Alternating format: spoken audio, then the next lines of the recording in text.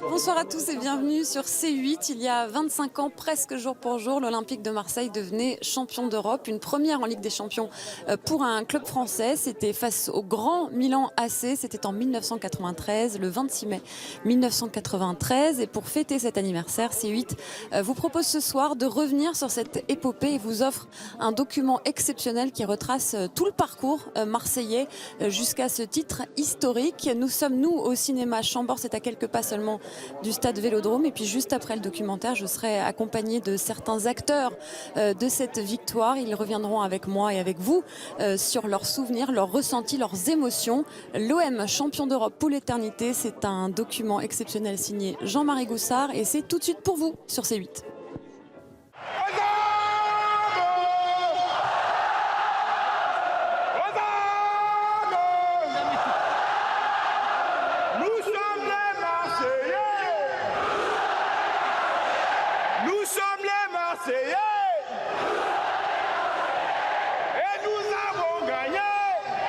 Le chant du héros résonne dans un stade Vélodrome en liesse. À la fois porte-voix et porte-bonheur d'une ville qui célèbre ce 27 mai 1993 sa quête presque obsessionnelle de l'Europe.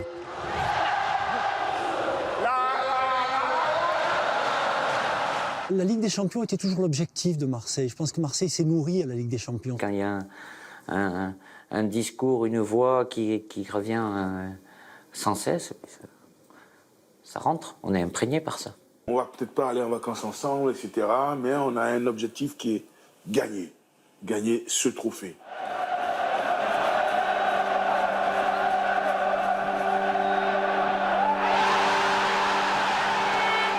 La veille, le 26 mai, Basile Boli a offert à l'Olympique de Marseille d'une tête rageuse déjà 5 ans avant celle de Zidane en Coupe du Monde, le titre suprême. La Coupe d'Europe, la première pour un club français, la seule à ce jour. Premier club français à gagner une Champions League. Vous vous rendez compte? Ce qu'on a fait, personne ne nous l'enlèvera. Voilà. On est les premiers, on restera toujours les premiers. Nous seuls à jamais. La seule étoile sur le cœur, c'est nous qui l'avons.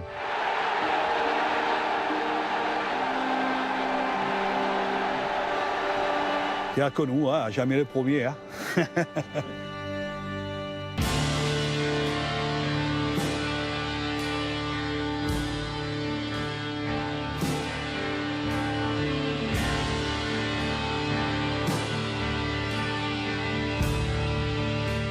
Je me suis assis, j'ai dit c'est pas possible, on l'a fait. La Ligue des Champions, elle est à moi. Je suis Marseillais, elle est à moi. C'est la mienne. C'est la leur, mais c'est la mienne. C'est surtout la mienne. L'honneur d'être Marseillais, la fierté d'être Marseillais. Quand on est arrivé, c'était nous presque les héros. En me levant le matin, même 25 ans après, des fois je pense à ça. Oui. On a nos mots de passe. Mais pour beaucoup, c'est OM 26 05 93 étoile. C'est ce genre de choses. C'est là où tu vois ce que tu peux apporter aux gens, ce que ça peut apporter, le bonheur que ça peut apporter aux gens. Et ça n'a pas de prix.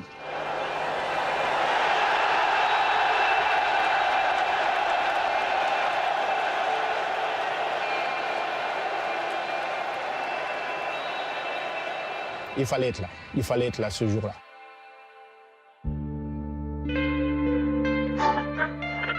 Impressionner les Marseillais à leur arrivée au stade olympique. Il est vrai que le stade munichois est une véritable réussite, ceinturé d'une belle pelouse verte qui monte jusqu'au gradin, coiffé d'un toit en plexiglas transparent. Le stade s'est pensé à une araignée vue de loin. 2 jours avant de défier Milan, en apothéose d'une saison européenne que les deux équipes ont dominée, à quoi pensent-ils ces Marseillais à l'heure de découvrir le théâtre de cette finale ? Oublié pour l'instant du moins, l'affaire valenciennoise, l'heure est à la Coupe d'Europe, rien qu'à la Coupe d'Europe. Ont-ils au moins une pensée pour Jean-Pierre Papin, leur ancien capitaine, passé dans le camp d'en face et dont la participation est encore incertaine, au sein d'une formation italienne où il n'est qu'une star parmi tant d'autres? On sait que Milan c'est une grande équipe, qui sont favoris au départ et justement dans ces cas-là c'est là qu'on est le plus fort, où on est le plus motivé et où on a envie de faire des grands matchs. Comme Éric Dimeco, l'enfant de Marseille, ils sont nombreux à croire que l'heure de l'OM est arrivée. Merde.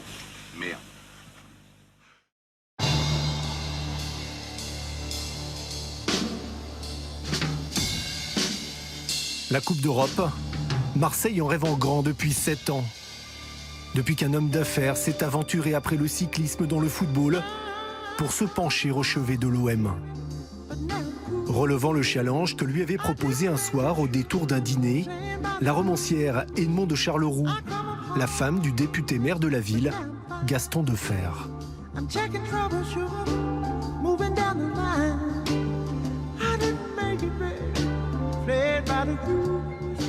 Ce sera bon pour l'image de Marseille, pour le moral des Marseillais, et par conséquent, nous allons nous efforcer de faire tout ce qu'il faut pour réussir.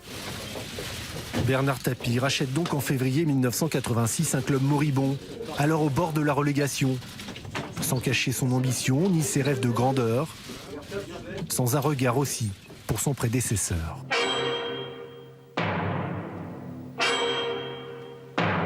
Non seulement le Golden Boy des années 80 s'invite à la table du football français, mais il semble déjà prêt à la renverser.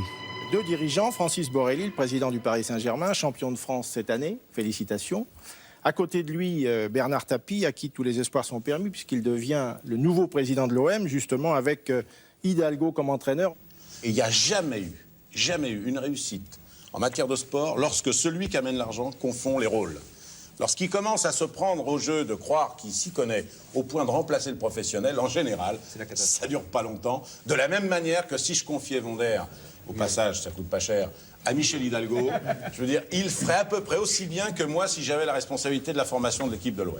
Non, c'est un menteur, c'est un gros menteur. Peut-être avant d'arriver, mais il apprend vite. Va. Il apprend vite. Non. D'ailleurs, qui c'est qui allait chercher certains joueurs? C'est lui. Hein. C'est lui, c'est trouvé à lui. Hein. Ouais. Je crois que quand il parlait, on l'écoutait. D'ailleurs, il fallait pas trop l'écouter. Il fallait un peu ouvrir les yeux. Justement, il t'endormait vite. Marseille se méfie encore de ce Parisien séducteur et fort en gueule, qui compte en mettre plein les yeux à l'occasion du premier match de la saison. C'était OM Monaco, en août 86. Ouais, j'étais là, on était là. C'était une atmosphère différente, on était contents parce que le stade était plein. C'était l'année 86, il y avait eu la Coupe du Monde au Mexique, il y avait la Ola dans le stade. On va maintenant essayer de transformer chaque fois ce stade en théâtre, avec une mise en scène différente, des acteurs différents, et puis chaque fois il y aura une histoire différente. L'OM s'impose avec un doublé de sa nouvelle recrue, un jeune attaquant de 22 ans. Ces papinades vont bientôt enflammer Marseille, aussi sûrement que les lasers le ciel du Vélodrome.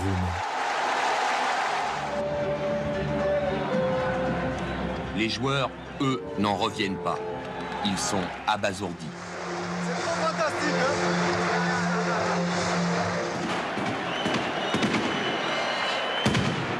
Vraiment, c'était une fête. Tous les matchs au Vélodrome, c'était une fête. Cette équipe et cette ville de Marseille ont un côté passionné à travers le foot qui colle bien à la personnalité aussi de Tapie, qui a besoin de ça, qui est capable de galvaniser les énergies, de tirer le maximum des gens. Et je pense qu'il a conscience que les supporters peuvent amener un plus. Il a redonné la flamme à cette équipe marseillaise et à ce peuple marseillais, parce qu'on peut parler, oui, du peuple marseillais, ouais, tout à fait. Ouais. Et ça joue au ballon, hein. Les joueurs qui sont venus, c'était... on voyait que quelque chose de grand allait se dessiner. Ouais. Nous, on aime le football, on aime le beau jeu, les grandes émotions, être champion de France, participer à la Coupe d'Europe, c'est ce qu'on voulait, quoi. Et il nous a gâtés pendant 5 ans. Son tempérament, son envie, un coup il est chanteur, un coup il est entrepreneur, un coup il est dirigeant, ministre et tout ça, que vous avez un caractère comme ça. Marseille, c'est fait pour vous, parce que les gens, vous avez besoin de faire ça pour mettre le feu et les enflammer, quoi. Et donc lui, il est arrivé, il a sorti les allumettes et ça s'est embrasé, mon ami.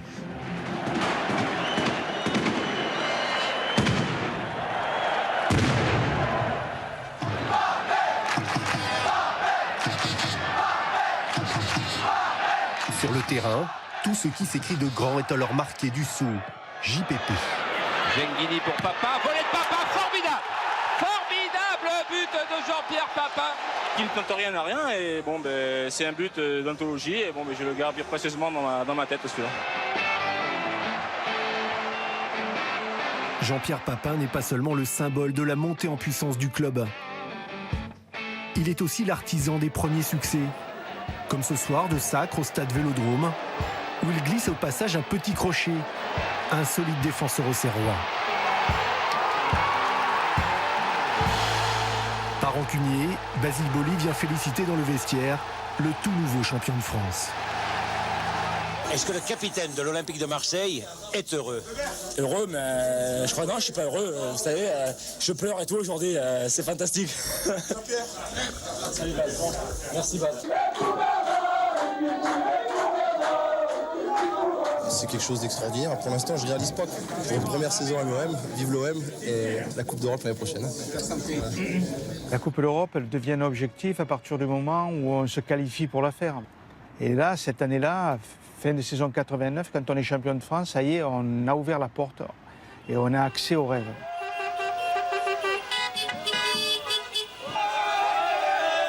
Là, on commence à prendre au sérieux Marseille, quoi. Même les gens à Marseille se disent il se passe quelque chose, quoi. On n'est plus dans le petit recrutement national avec des joueurs moyens bons, quoi. Là, on est sur des stars, quoi. On envisage même à un certain moment de prendre Maradona, quoi. Imaginez que c'était le meilleur joueur du monde à l'époque, c'était à Marseille en plus. Ah oui, ça aurait été grandiose. Ça s'est joué au fait que Maradona appartenait à Naples. Qu'à Naples, il n'avait pas le bon de sortie. S'il avait été dans un autre club, il aurait peut-être eu Maradona.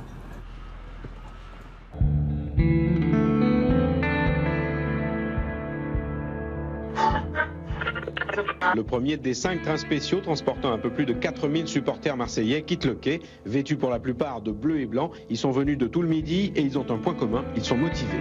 Dans le sac, on a la perruque, on a tout ce qu'il faut, après d'autres charpes et tout ce qu'il faut pour faire beaucoup de bruit et de mettre l'ambiance dans le stade. Qu'est-ce qui fonde au juste un grand club? Son histoire, les stars qui y passent, ou cette passion qu'il soulève dans une ville et souvent toute une région?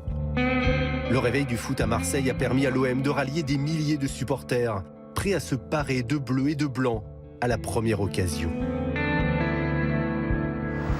La fidélité. Boulevard de Roux, on en est fier et ça se voit. Bien avant le reste de la ville, pour les grandes occasions, on affiche ses couleurs.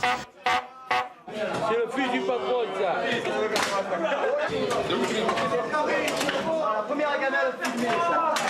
J'ai pas dormi, j'ai fait une nuit blanche, je me suis revu le match sur toutes les images. J'espère que ce que j'ai vu, c'est pas ça. Je pense qu'à Marseille, il y aura toujours quelque chose en plus, c'est les gens. Là, ça, vous pouvez après acheter tous les joueurs que vous voulez. Si vous n'avez pas les gens qui viennent et qui parlent l'OM, à chaque virgule, ils disent OM, à chaque point d'exclamation, ils le remplacent par OM. Voilà, quoi. Ça, ça veut tout dire, quoi. En cette veille de finale, c'est par milliers qu'il quitte Marseille pour Munich.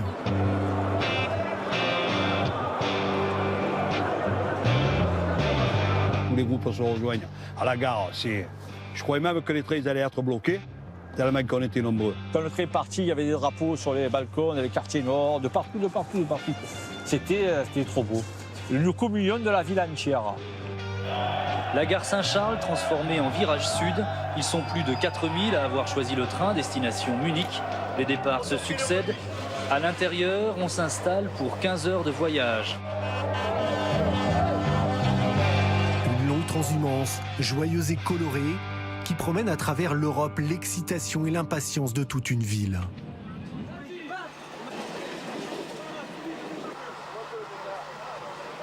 Ça se prépare moi à l'avance. Sur le physique, sur le mental.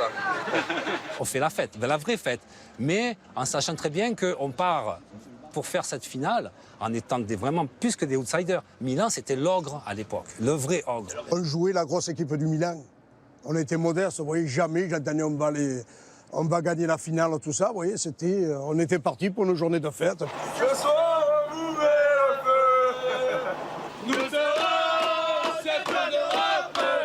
Nous ferons cette fin d'Europe. Euphorique, électrique, 2 E.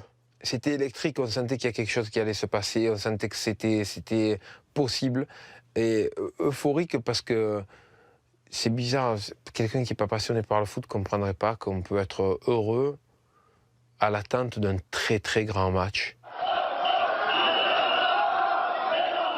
Il leur reste 8 heures pour visiter avant le coup d'envoi. Heure H, -8.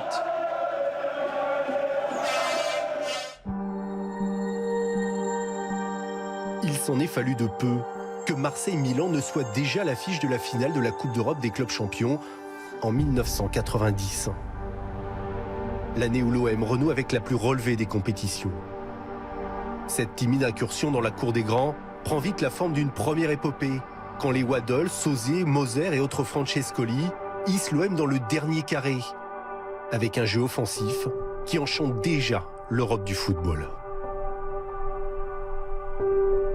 Si vous interrogez aussi aujourd'hui Marseille, ils vous disent la plus belle équipe qu'il y a eu, c'était 90. Ça plaisait aux gens, ça plaisait à tout le monde. Porter vers l'attaque, marquer des buts. Il y avait tout ce qu'on aime ici, quoi. Tout ce qu'on aime ici, un peu l'art du spectacle. Cette équipe avait l'art du spectacle. Mais ce n'était pas des comédiens d'opérette, c'est des gladiateurs qui faisaient ça. Une équipe talentueuse, taillée pour se relever de tout.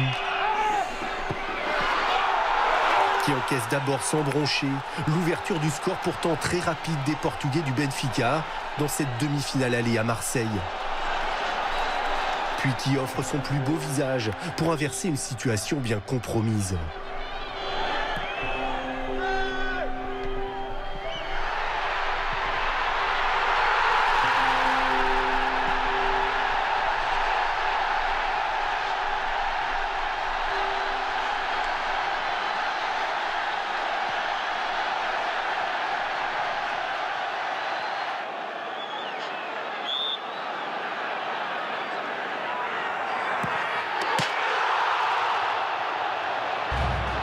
Tous les Marseillais sont ce soir-là au diapason. Sosé, Waddle et bientôt Papin.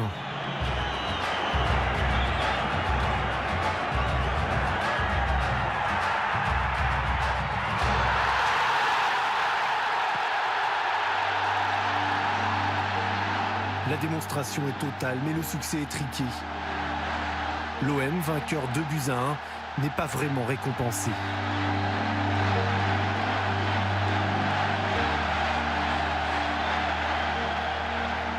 On a eu des occasions. Enzo qui fait un match mais magnifique. Si au moins il avait pu avoir un peu la réussite, c'était un joueur fantastique. On doit gagner 4-1 quoi, à peu près. On les a bougés comme c'est pas possible.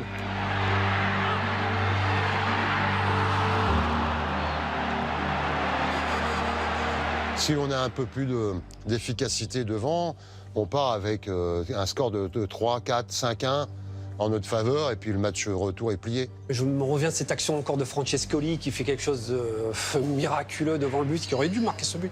Mais c'est pas grave, vous avez gagné ce match, c'est déjà une chose très importante de gagner ce match. Qu'est-ce qui nous empêchait de gagner au retour ?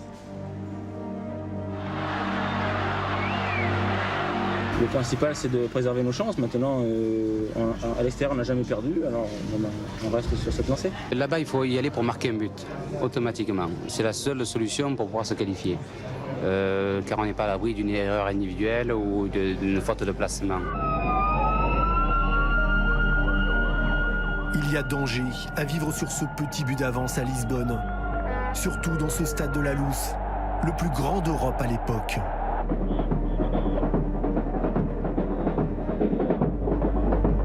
C'est le stade qui m'a le plus impressionné, c'est le stade de la Luz, 120 000 personnes.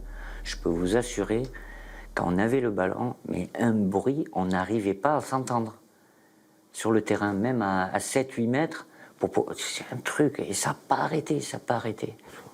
Cette fournaise-là, c'est impressionnant, impressionnant.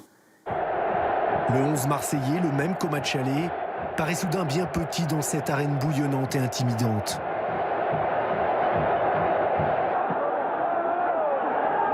La pression permanente finit par s'abattre sur les épaules de l'arbitre belge.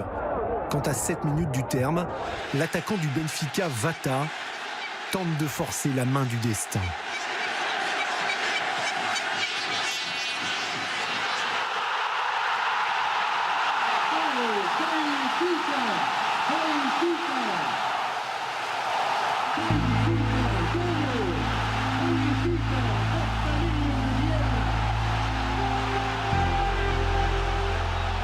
Je suis au marquage de Manusson, donc il coupait toujours pour essayer de dévier le ballon. Je le suis au marquage comme ça. Le ballon nous passe tous les deux. au-dessus de la tête, et au moment où je me retourne comme ça, je vois le ballon dans les buts, et je vois Eric, le premier, qui lève la main, les joueurs de la défense lèvent la main en disant « Y'a main », et l'arbitre qui va et qui accorde ce but. Mais il y avait tellement de monde que voilà, l'arbitre ne l'a pas vu, hein, tout simplement. Hein. Il y avait 120 000 personnes au stade. Je crois qu'il y a 120 000 personnes qui ont vu le but de la main. Il y avait 2 ou 3 millions de téléspectateurs qui ont vu la main. Il n'y a qu'une personne qui ne l'a pas vu ou qui n'a pas voulu la voir. C'est l'arbitre de l'époque. Et on est éliminé là-dessus. Alors on a crié au scandale pour un geste, pour une action, pour quelques secondes dans un match. Mais on a raté notre match. On n'a pas fait le match qu'on aurait dû faire. Donc moi j'étais déçu, mais voilà, je ne vais pas crier non plus au scandale. Il faut l'accepter de temps en temps, même si c'est dur à digérer, parce que c'était une qualif en finale.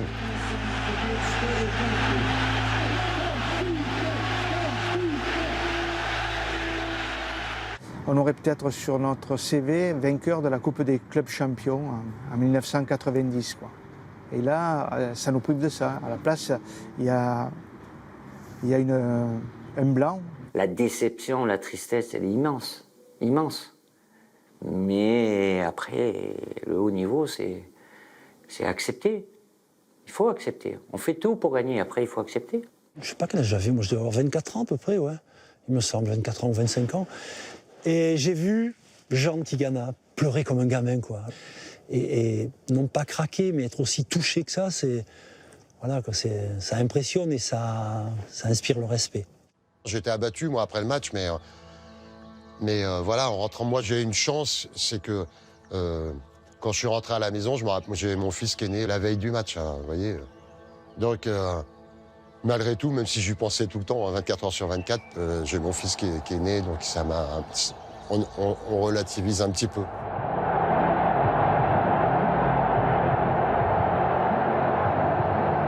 Foi muito triste o retorno. Nosso presidente estava louco da vida, maluco que ele estava, querendo matar um por um. J'ai dit aux joueurs, c'est nous qui avons perdu ce soir. Parce qu'on n'a pas su créer le même climat à Marseille, avec des arbitres qu'on reçoit gentiment, avec les équipes adverses. Je vous en prie, vous voulez une tasse de thé? Non, mais j'en ferai rien. Et puis il sait que ça se passe bien, etc. Et puis là où il y a une guerre des nerfs épouvantable, on n'a pas pu les voir. Pas le droit de les voir, c'était tout bouclé. Bon. Donc on a perdu ce match parce que Benfica, effectivement, est un beaucoup plus grand club et plus ancien club que nous. Vous savez, il ne faut pas me la faire trop longtemps. Sur le plan du recrutement et de la manière de manager un club, je pense que ça, j'avais su faire. Manager l'environnement d'une Coupe d'Europe, je n'avais pas compris. Je vous promets que j'ai compris. Ça ne se reproduira plus jamais. C'est tellement injuste. Donc oui, s'il y a des phrases qui partent et qui sont injustes, parfois on peut entendre des choses, quand on voit des joueurs craquer, il faut remettre les choses dans leur contexte aussi, quoi. Il sort cette phrase-là, ça a été amplifié, ça a été commenté. Tapi a compris que dans les grands matchs comme ça, l'histoire du club, quelque part, fait aussi la différence.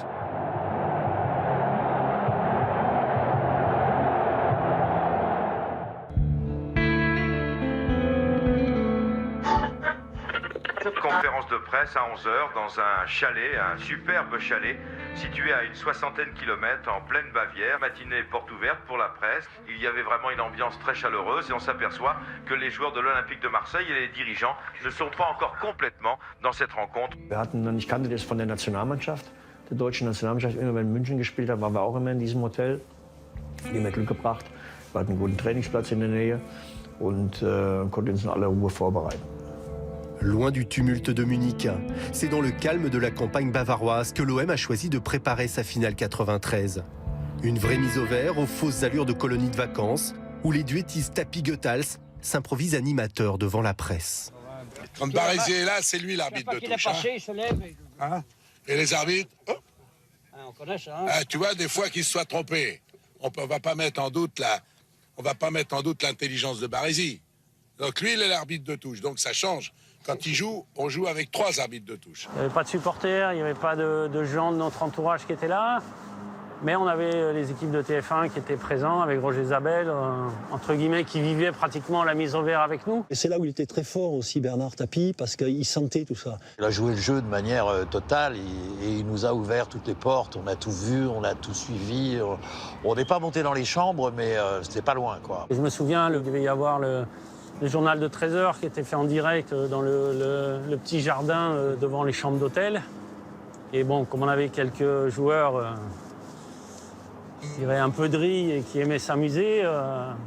Bernard Casoni et Basile Boli, ils ont monté un petit traquenard à Roger Zabel, mais style 5 minutes avant qu'ils prennent l'antenne. Il y a à peu près 3 minutes, Basile Boli m'a appelé, là derrière il y a un balcon. Il m'a dit j'ai quelque chose de très important à te dire et du balcon, un seau d'eau m'est tombé sur la figure. Alors je ne connais pas encore l'auteur du méfait, mais enfin je vais faire mon enquête. Et je vois, en levant les yeux, je vois le grand sourire de Basile. Donc je me dis que c'est lui. Je crois que le coupable c'est moi. J'avais envoyé un petit seau d'eau sur la tête, quoi. Ouais, c'est Casoni. Voilà. Mais bon, ça faisait partie de la rigolade, tout simplement. Tout ça pour vous dire que l'ambiance est excellente, Bernard. On a l'impression que vous voulez un peu dédramatiser l'événement, en fait, pour les joueurs, tout en les gardant concentrés, quand même. Oui, c'est d'ailleurs un exercice pas simple, parce que bon, la concentration, elle est forcée à partir de l'événement, mais il ne faut pas non plus que ça devienne tellement concentré qu'il devienne contracté. Le président soigne tous les détails, jusqu'à inviter Chris Waddle, parti de l'OM un an plus tôt, à l'humour british si contagieux.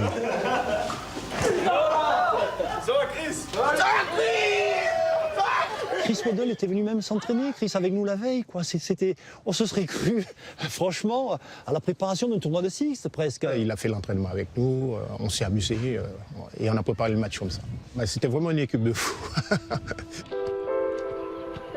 En survêt et basket, Bernard Tapie ne quitte plus ses joueurs. Comme pour les imprégner, au besoin balle au pied, de toute la détermination qui l'anime.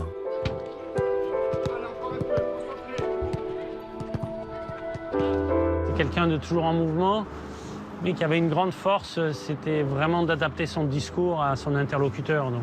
Il savait parler à Dimeco d'une certaine façon, à Rudy Voller d'une autre, à Bédi Paulet encore d'une autre. Donc c'était chaque fois des discours très personnels, mais très pointus et très appropriés. C'est vrai que de toute façon, c'est dans son tempérament de motiver, d'être présent, d'être à côté, d'être à la fois le père, à la fois le censeur, à la fois... enfin, voilà, tous ces éléments-là font que c'est le personnage Bernard Tapie. Cette année-là, on joue contre Nantes, je crois que c'est au mois de novembre, et on perd. Et là, directement, le boss, il décide, on part au vert direct. Donc, on y va. Et là, on est tous, non pas inquiets, mais on se dit, quand il va venir avant le match, je pense qu'on va prendre grave. Et on s'attend à ça. Et là, énorme. Il nous explique comment on va gagner la Ligue des Champions, parce que si, parce que ça. Il nous prend un par un en disant, mais toi, Eric Dimeco, Marcel, mais j'en veux pas, même du Milan, même de l'Inter, il y a un tel, j'en veux pas, parce que tu es meilleur, parce que si, parce que ça. Il nous passe un par un, avec vraiment, je pense, nos caractéristiques, et ce pourquoi on a été recruté aussi pour aller au bout de cette aventure, et c'est incroyable. J'ai analysé le fait qu'à partir de ça, on a gagné, un championnat en est revenu, et après on était cette forme de machine quoi, qui gagne.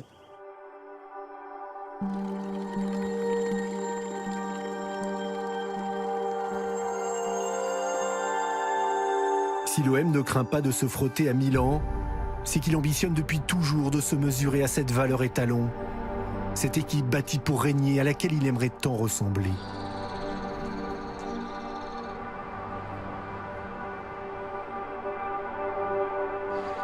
Marseille s'offre une première occasion dès mars 1991, dans un quart de finale explosif.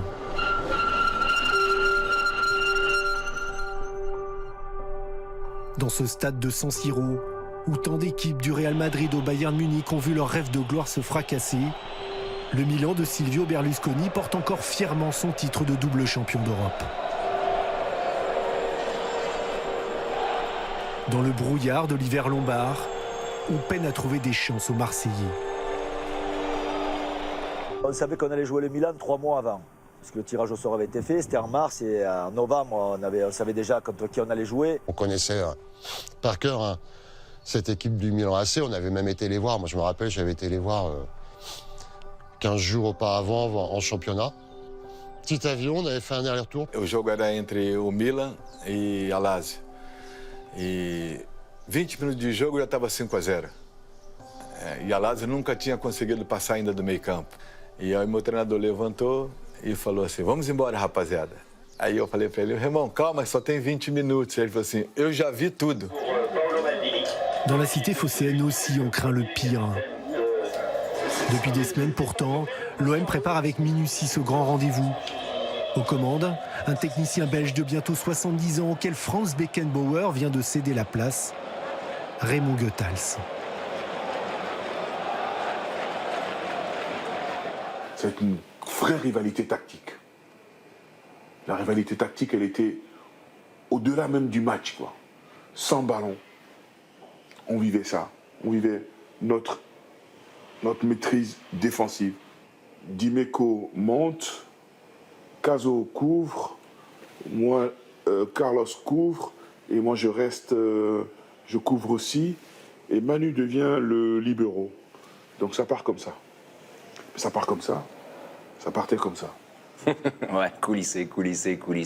Attention à la distance avec ton partenaire, attention où est placé le ballon, attention où est l'adversaire. Donc moi qui étais habitué au marquage individuel à Auxerre pendant 10 ans, je faisais moins d'efforts et je me replaçais plus.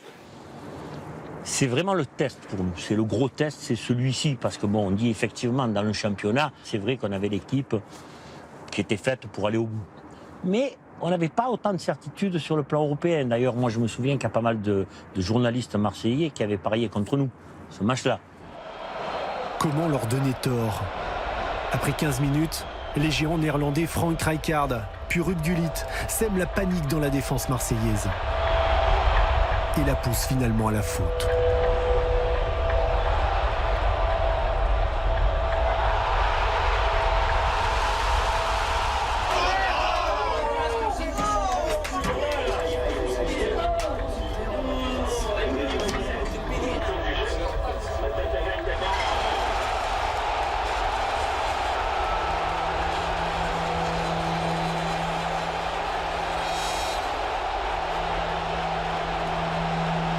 Ça a été un moment difficile quand même pour moi parce que je me suis dit, tiens, je me retrouve en quart de finale, juste à moi, ça m'arrive de faire une erreur. Foi terrível, eu olhei para a cara do Casoni, o Casoni, desculpa, e eu peguei a bola, muito calmamente, comecei a conversar com meus colegas e chegamos à conclusão que nós tínhamos que empatar muito rapidamente.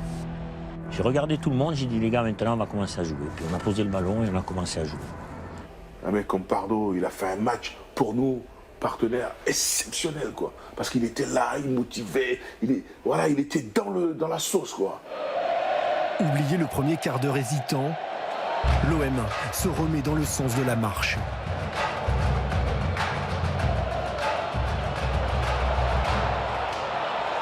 Brusquement, l'angoisse change de camp.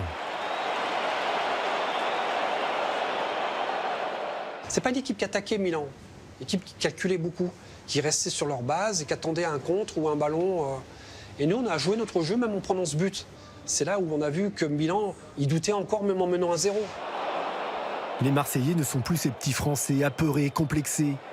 Les voilà qui se mettent à virevolter et à faire danser les meilleurs joueurs de la planète.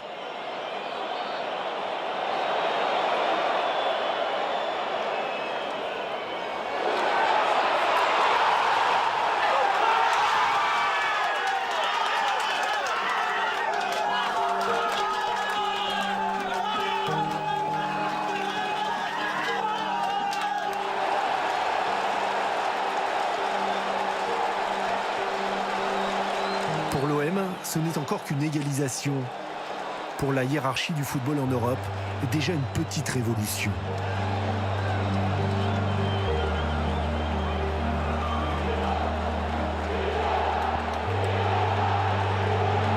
San Siro a beau gronder, on ne voit plus que du blanc sur la grasse pelouse de Milan.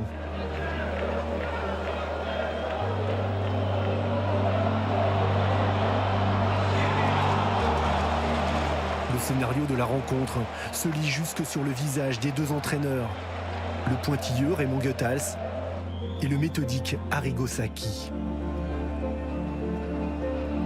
Milan, si sûr habituellement, peut s'estimer heureux de ne pas s'incliner devant la virtuosité d'un Abedi Pelé insaisissable ce soir-là.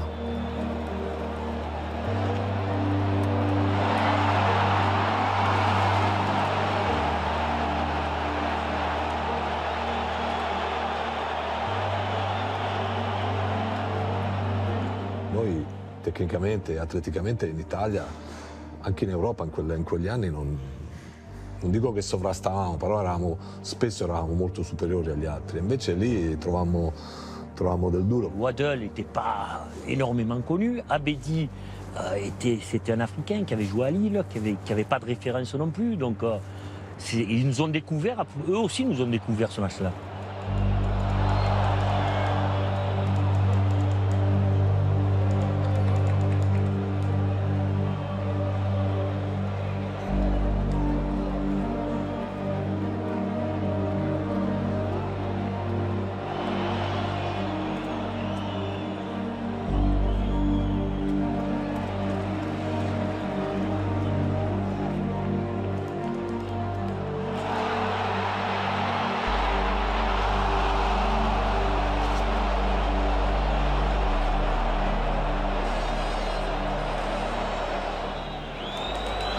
Même sans la victoire que sa prestation aurait mérité, l'OM gagne le respect de tous les observateurs et reçoit les compliments les plus inattendus. Puis d'un seul coup, on va rentrer Berlusconi dans le vestiaire. Berlusconi était venu nous féliciter dans le vestiaire. Bon, je pense que c'était un peu venir nous flatter pour qu'on lâche un peu de bride. Il nous a dit, je tiens à vous féliciter, j'ai jamais vu une équipe jouer comme ça à Milan. À Marseille, on célèbre ce match nul comme une victoire. Vous avez une opinion sur le match? Très bien, bravo l'OM. On est bâtard. Nous, le but qu'on met, tac, tac, tac, tac. Offrant un aperçu de ce que pourrait être 2 semaines plus tard, le retentissement d'une qualification. Moi, j'étais parti pour faire un partout, je suis revenu avec un partout. Pour moi, le contrat est rempli. On fait un an sans Siro, c'est très bien, mais vous n'êtes nulle part. Hein, si je comprendrais cet enthousiasme, si on serait qualifié. Mais dans 15 jours, ce sera peut-être 2 fois plus difficile que ça a encore été à San Siro. Ce sont les Italiens, ce sont les champions et en principe, ils se qualifient toujours en déplacement.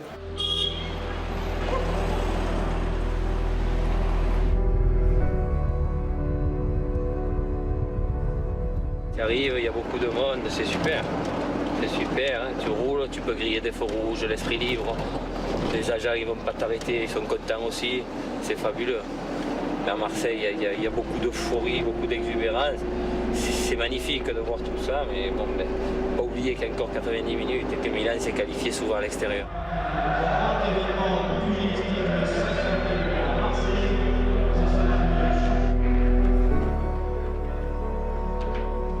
Bonsoir, à 1 heure du coup d'envoi, il y a un immense contraste entre les joueurs de l'Olympique de Marseille qui ont le masque, qui sont extrêmement concentrés et qui ont peut-être une certaine peur au ventre, et les joueurs du Milan AC qui eux font preuve d'une grande sérénité, d'une grande décontraction, d'une grande confiance en eux. Vous les voyez qui sortent à l'instant du vestiaire ici au stade Vélodrome.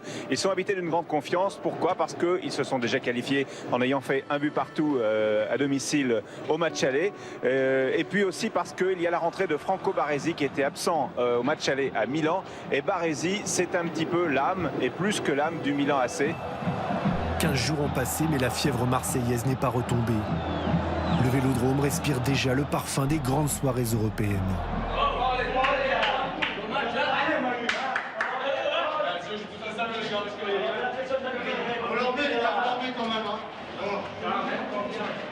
Et les gars, le premier regard, il pointe dans le tunnel, hein.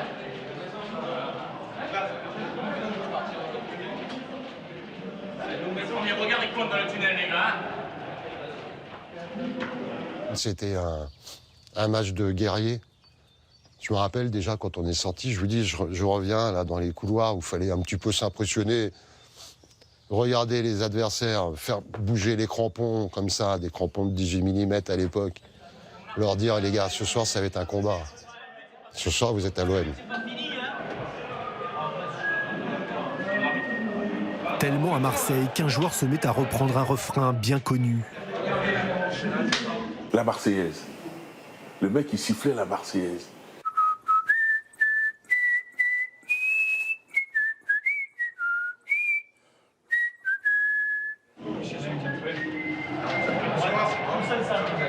Cet hymne, Carlos Moser se l'est déjà approprié à l'aller, alors que les Marseillais faisaient route vers San Siro. O ônibus a circular pela avenida em Milão, eu comecei a assoviar a Marseiesa. Comecei a assobiar sozinho, o ônibus ninguém dava um pio e aquele assovio saía alto, né? Aí daqui a pouco o Ometá começou a assoviar junto comigo, depois foi o Frank Suzé, e no momento assim, tipo magia, já estava o ônibus todo mundo cantando, assoviando o hino nacional, e foi assim uma entrada bastante motivante, né? Eu adorei aquele momento, porque eu até me emociono para falar. Le premier qui va reculer aura perdu les mains. Le premier qui va reculer, qui va céder le moins de mettre la dégaine aura perdu. Du haut de leur palmarès, les Milanais ont-ils une idée de ce qui les attend au bout du tunnel? Des vestiaires encore fumants, jusqu'au dernier rang d'un stade qui retient son souffle. C'est un même cri qui s'apprête à jaillir des entrailles du Vélodrome.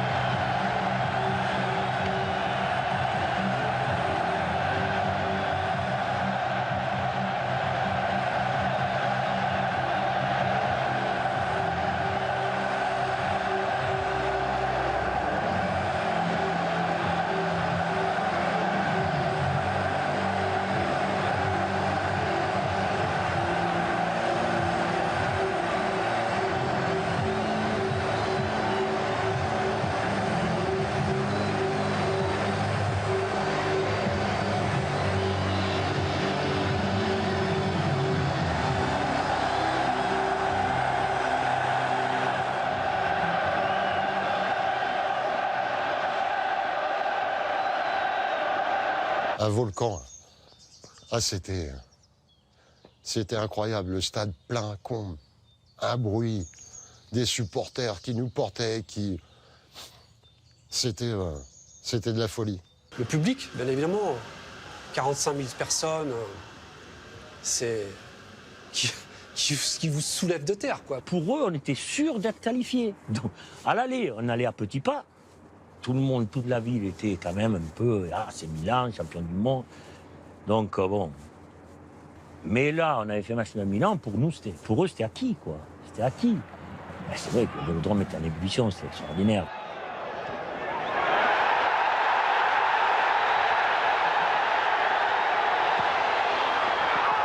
La première occasion, je crois qu'il y a un ballon dans la profondeur et c'est moi qui demande dans l'espace. Et je pense que je me trompe d'1 millimètre pour la tête de Basile Boli.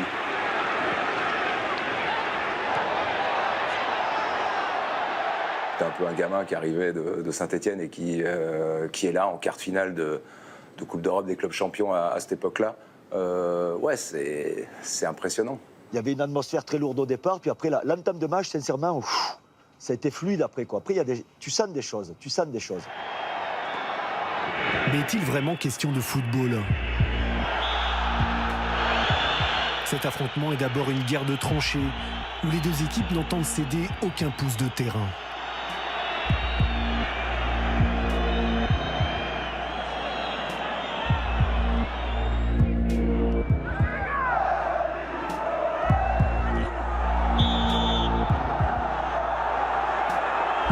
Et après, sur le terrain, c'était un match d'hommes, quoi. Il fallait, partout sur le terrain, il fallait qu'on fasse mal, qu'on leur marche dessus, qu'on leur fasse voir qu'on était plus fort qu'eux.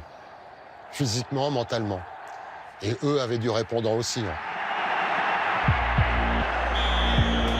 Le discours de Gothals, le discours de Tapi, qui vous dit sur ce match-là, il faut rien lâcher. Il faut tout faire pour y arriver, gagner les duels. Ancelotti, Rijkaard, Baresi, on s'en fout. Je crois qu'il faut leur faire mal. Insomma, ogni tanto ci cercava un po' di come dire, intimidire gli avversari qualche volta, con qualche entrata fisica, con qualche minaccia anche velata, no? Ma lo sapevamo che fa un po' parte del gioco. Et ça s'est joué en fin de compte sur une bande de 30-40 mètres au milieu de terrain, où alors là, ça envoyait du lourd. Il fallait pas reculer, il fallait faire mal à l'adversaire. Tous les duels, il fallait les gagner. Putain, je me disais, oh, t'as l'impression d'avoir pris des coups partout. Mais pas qu'aux jambes, hein, partout. Sur les balles hautes, boum. Et c'est beau parce que c'est carrément le niveau au-dessus, dans l'engagement.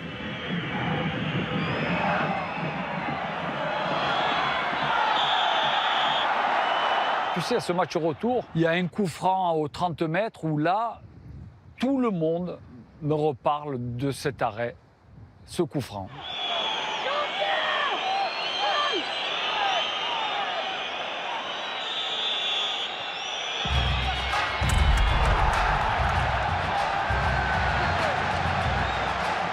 Moi, ça peut passer comme un arrêt quelconque, voilà, de la carrière, mais les gens, c'est celui-là.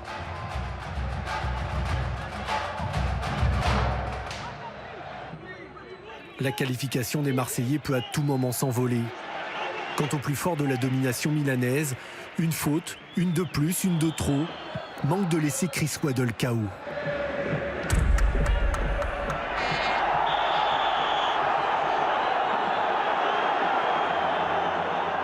Ganhou uma pancada na cabeça e perdeu completamente a noção do que andava fazendo dentro do campo, mas mesmo assim jogava.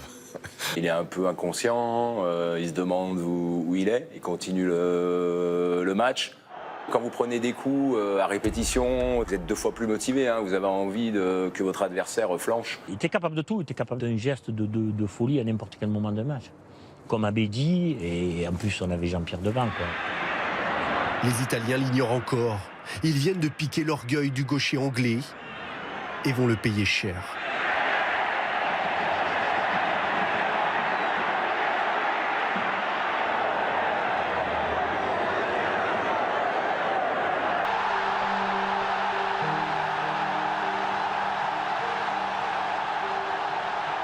Il a dû être sonné, d'ailleurs même sur la volée, il nous l'a dit, hein. Sur la volée il ne voyait rien.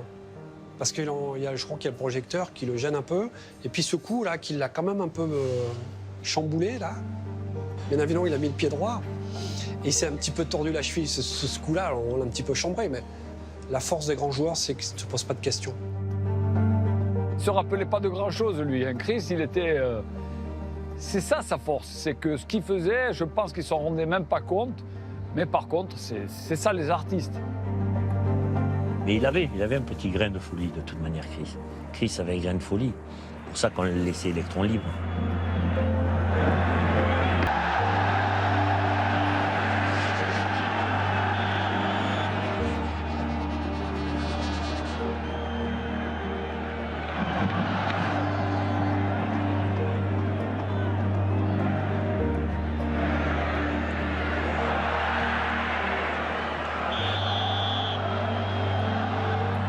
Longtemps tendue et crispée, la rencontre devient complètement folle et débridée.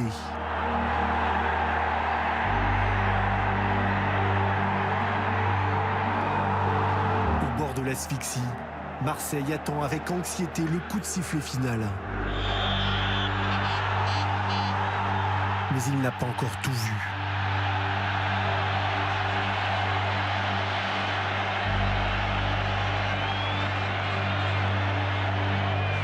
Estávamos começando a ceder, o Milan estava começando a nos empurrar, estávamos sofrendo muito defensivamente, até que o estádio escureceu, que foi um alívio tremendo. Uma botija de oxigênio para cada porque o negócio estava brabo pra caramba. On vient d'entrer dans le temps additionnel, quand les plombs d'un des 4 pylônes du stade sautent brusquement. L'arbitre laisse malgré tout Chris Waddle poursuivre son incroyable chevauchée.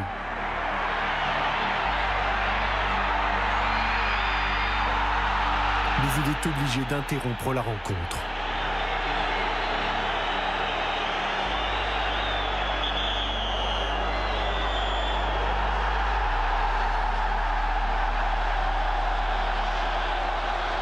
Puis bon, il y a eu cette pause, il y a eu un truc de... Plus personne ne savait où il était. Il y a eu un vent de panique à ce moment-là. Il y a eu un gros... Dans les tribunes aussi, hein. Se retrouver dans la tribune, dans le noir, plus voir personne. Qu'est-ce qui se passe? Puis personne ne comprenait plus rien. Hein. D'ailleurs, on n'a jamais compris cette panne. Hein. On n'a jamais compris ce qui s'est passé. La première fois que c'est passé au Vélodrome. Jamais eu de panne. Hein. Les Italiens, ce sont des Italiens. Ils ont essayé de... L'entraîneur a demandé de sortir et tout, en espérant pouvoir refaire le match ou quoi, parce qu'ils savent qu'ils sont cuits. Quando sei lì non si capisce bene il perché, magari ti fai prendere dalla paura, stai per essere eliminato, magari sicuramente abbiamo fatto la scelta sbagliata. La scelta chiaramente è stata presa dai nostri dirigenti. Là, ils étaient plus sereins du tout.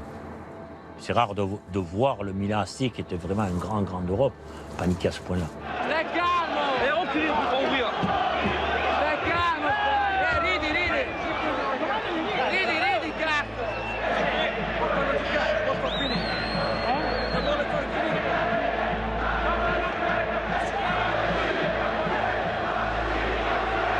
Si ça avait duré un petit peu plus longtemps, là, on aurait été peut-être plus inquiet, mais ça a rétabli au bout de 15-20 minutes. Bon, ça allait tout juste, hein, il fallait que ça se remette. Hein, parce que, bon, on commençait déjà un petit peu, surtout en voyant les joueurs du Milan AC sortir du terrain.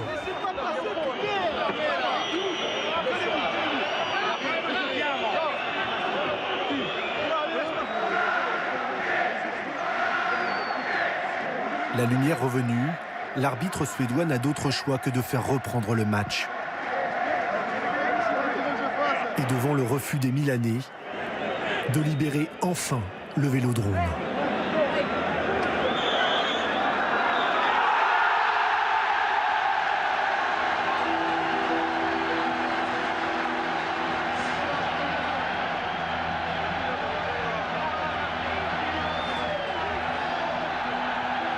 Nul besoin de trophée pour savourer le triomphe.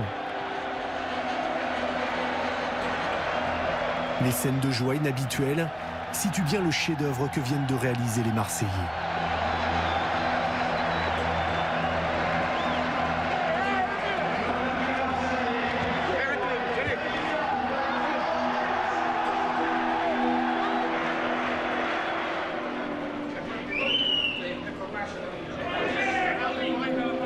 Le champion à présent terrassé, l'OM voit s'ouvrir en grand les portes d'un premier sacre européen.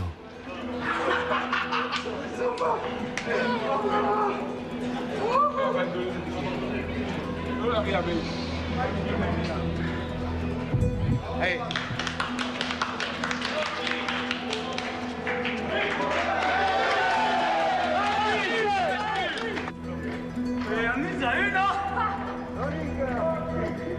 Pour ce soir, je dis on a battu les plus grands, on est plus grands qu'eux.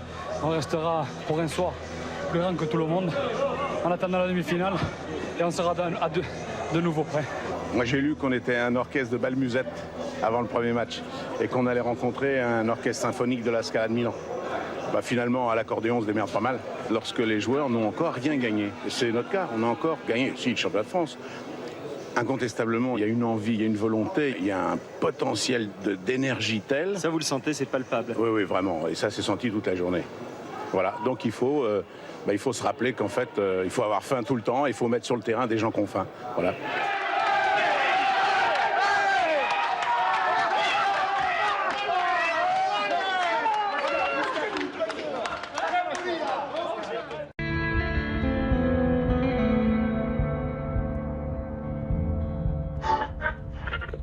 C'est un stade tout à fait exceptionnel qui va donc accueillir tout à l'heure, eh bien vous l'avez dit, ces deux formations de l'Olympique de Marseille et du Milan AC. Les supporters de Marseille sont arrivés, les supporters de Milan sont déjà là. Si tout va bien, on va vraiment assister à une grande fête du football. Dans ce bus qui emmène les Marseillais retrouver le Grand Milan, qui peut avoir oublié l'exploit de 91. L'histoire peut-elle se répéter? Dans les couloirs du stade olympique, cette équipe ne débarque pas en tout cas sans certitude, ni soutien.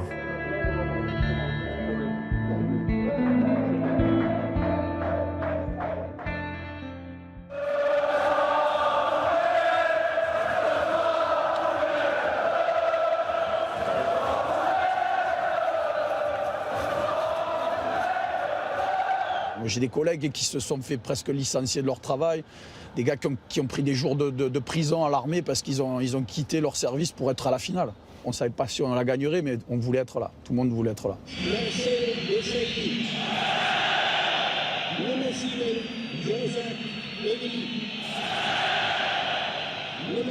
Au moins en tribune, l'OM fait jeu égal avec Milan. Ce stade magnifique à Munich, où la moitié du stade est rouge et noir et l'autre moitié est bleu et blanc. Et c'est un stade tout ouvert et qui est majestueux. Et on arrive comme ça, bon, on plane un peu. Moi, personnellement, je planais un peu. 25 000 Marseillais s'époumonnent depuis la fin de l'après-midi dans une cuvette qui frise les 30 degrés.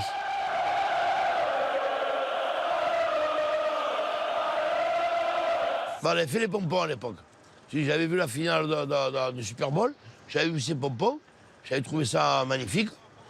Et j'ai dit, tiens, pourquoi on ne fera pas ça? On avait fait 20 000 pompons. Mais on avait fait travailler, donc, je vous disais, l'association handicapés, ouais, ils ont mis 15 jours pour les faire. Donc les gens ont découvert le spectacle des pompons au stade, arrive au stade.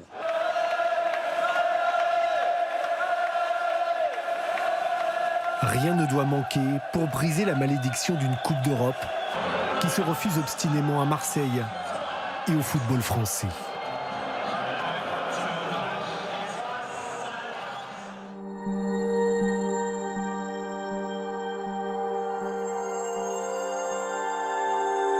Surtout ne pas revivre le cauchemar de Bari. Cette ville du sud de l'Italie, où l'OM 2 ans plus tôt avait déjà rendez-vous avec l'histoire pour sa toute première finale de Coupe d'Europe.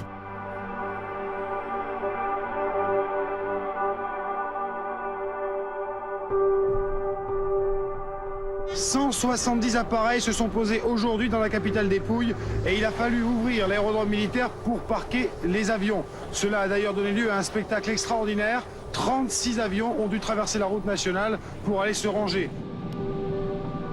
Tu peux prendre n'importe quel joueur, il te dira que c'est 91 qu'on devait la gagner.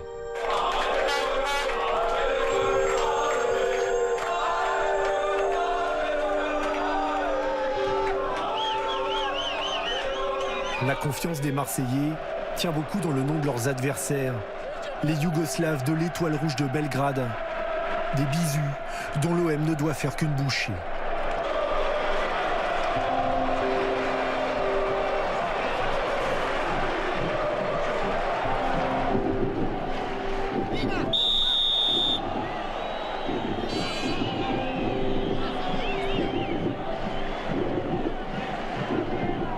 On était sûrs de nous, en respectant l'adversaire aussi. Hein. Mais on s'était dit qu'on était supérieur à l'Étoile Rouge et que le temps allait compter pour nous. On s'est dit, de toute manière, la différence, on la fera. On avait un peu la grosse tête aussi, hein, parce que ça allait tellement bien, on jouait tellement bien. En fait, on joue le petit poussé de la compétition, quoi. L'Étoile Rouge est le petit poussé de la compétition et c'est l'équipe la plus jeune de la compétition. Et malheureusement, Jean-Pierre, d'habitude, qui a une demi-occasion, il met un but. Là, il a 3 occasions, il ne met pas au fond. Match un peu bizarre, match où...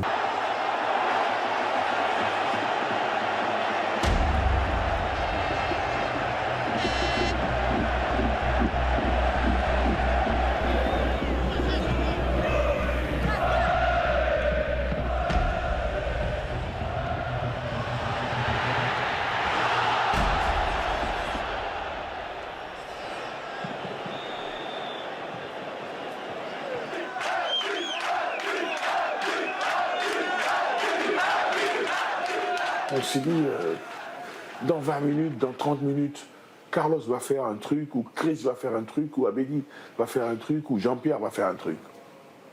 On va marquer et puis après on ferme.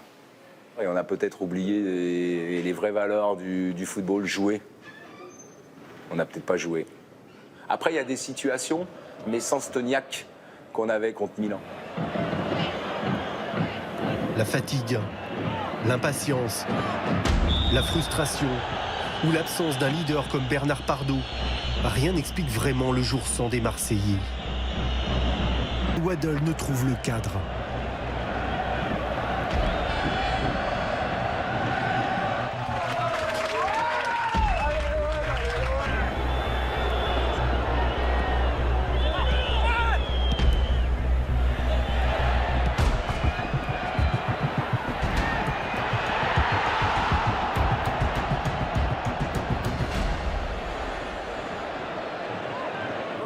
on gagne.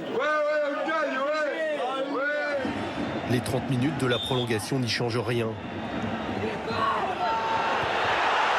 Le sort de cette finale, triste et indécise, va donc se décider au tir au but.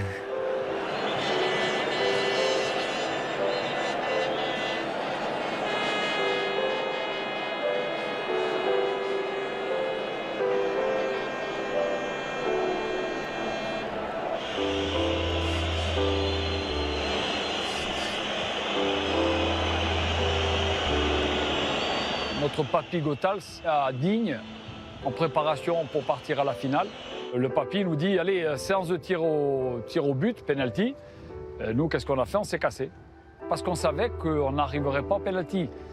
Lui, il avait déjà anticipé tout ça, parce que les Yougos ne finissent jamais un match sur des matchs nuls. À l'époque, dans leur championnat, les matchs de championnat qui se terminaient par un match nul, il y avait toujours une série de pénaltys. Donc eux se sentaient très forts au pénalty. Les Yougoslaves de Robert Prosinecki entament avec succès la séance.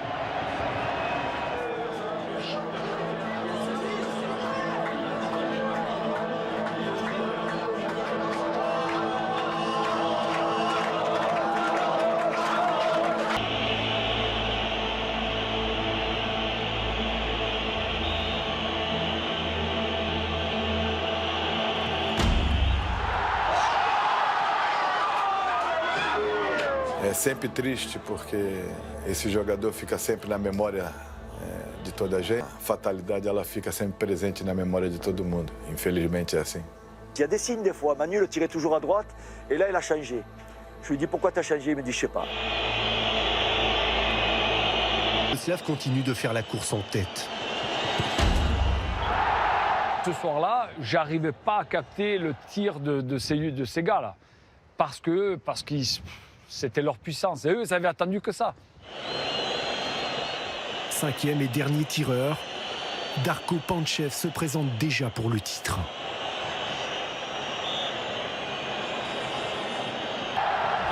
Ce soir-là, tu vois, ça m'a hanté. Ça me hante encore quand je vois mon petit sur une séance de tir au but. Il est gardien.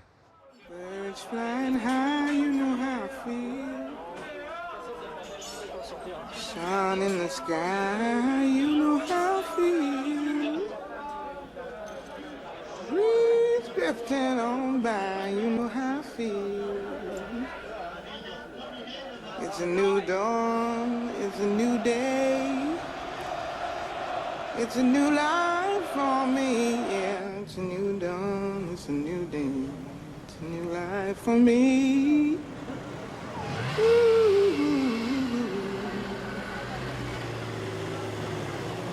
D'après la partie qu'ils ont donnée, qu'ils ont faite, je pense qu'ils méritaient mieux que ça, que de perdre au penalty. On est maudits, on est maudits. On n'a pas de sens. Ils devraient refaire le match dans 15 jours. Refaire le match. Ça serait un peu mieux parce que là, on domine 2 heures. Perdre au penalty, c'est pas normal. Refaire un match. Je suis désolé, c'est pas normal. Hey, ça fait 100 ans que ce club existe. Alors, c'est pas cette année. Mais c'est pas grave, on est Marseille! Marseille! Marseille! Marseille! Marseille! Marseille! Marseille! Pour dire que l'humour revient vite à Marseille, le lendemain, il y avait des interviews des gens. Ils avaient interviewé un vieux et qui avait dit à la télé hey, « Ils étaient bidons, ces Yougoslovaques ».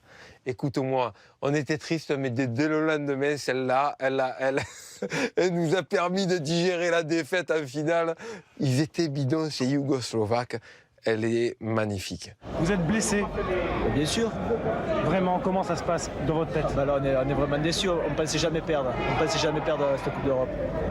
C'est la foudre qui vient de tomber sur nous. C'est incroyable. À y penser déjà, j'ai l'impression que je ne vis plus, quoi. Qu'est-ce que vous avez pensé quand est venue l'épreuve de pénalty? Oh là là, pauvre de moi. J'ai pensé que j'allais toujours la gagner cette coupe, et puis hélas, elle est partie. Barry, j'ai trop souffert, Barry. J'ai trop souffert. Parce que Barry, je me sentais... je me sentais tellement bien, quoi. Et après, bah...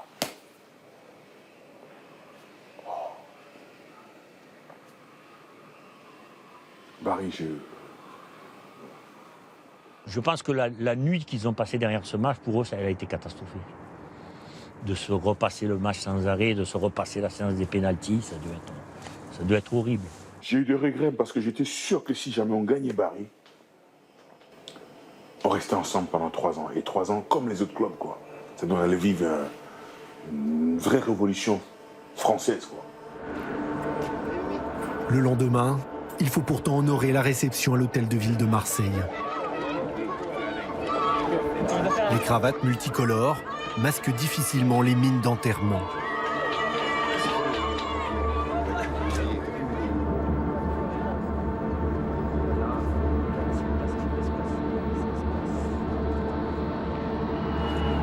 Il n'y a plus rien, il n'y a personne qui est là.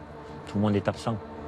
Ah bah on n'y est plus parce qu'on s'est fait engueuler le matin énormément, interdit de sourire. On avait des ordres. Et ce jeudi 30, en fin d'après-midi, ils sont des milliers quand même sur le Vieux-Port pour accueillir les joueurs de l'OM qui restent plus que jamais les héros de tout un peuple d'Ohémiens et d'Ohémiennes.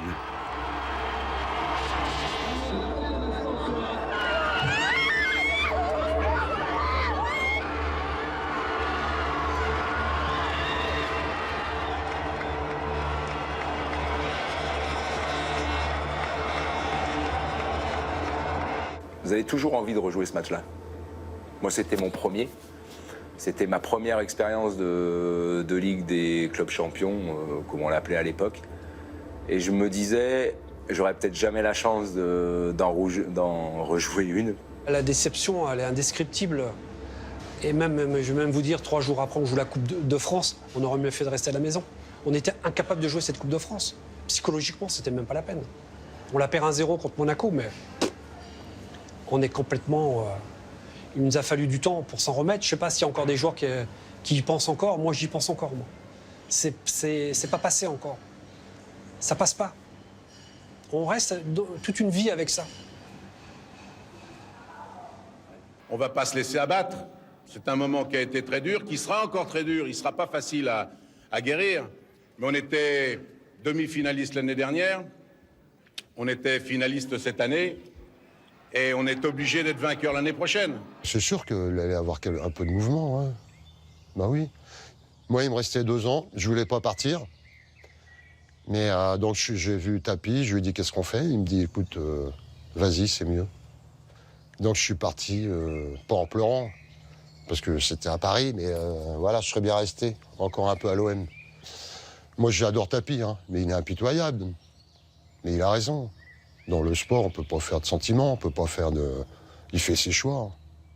Donc, je suis allé jouer 2 ans à Paris. Et je suis revenu après à l'OM. Ah ouais, il le fallait. Pour refermer quelque chose? Ben non, mais parce que c'est mon club. Aujourd'hui encore, c'est votre club? Ah ouais.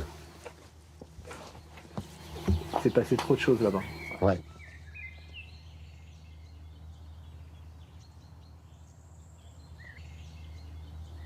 Ces 3 ans-là, ça marque. Ah bah oui, ouais. Pour nous, c'était une des plus belles générations. C'est l'équipe qui a ouvert la porte. Pour moi, c'est nous qui avons ouvert la porte à tout le reste. Et ça laisse pas une grosse empreinte. Pas une grosse empreinte. Bon, c'est vrai qu'après 93, c'est vrai que 93 masque tout. Hein. Masque tout, mais bon. Je crois qu'on était pas une génération oubliée, parce que loin de là, parce qu'il n'y avait quand même que des internationaux, mais bon. Il y a quand même ce sentiment de frustration.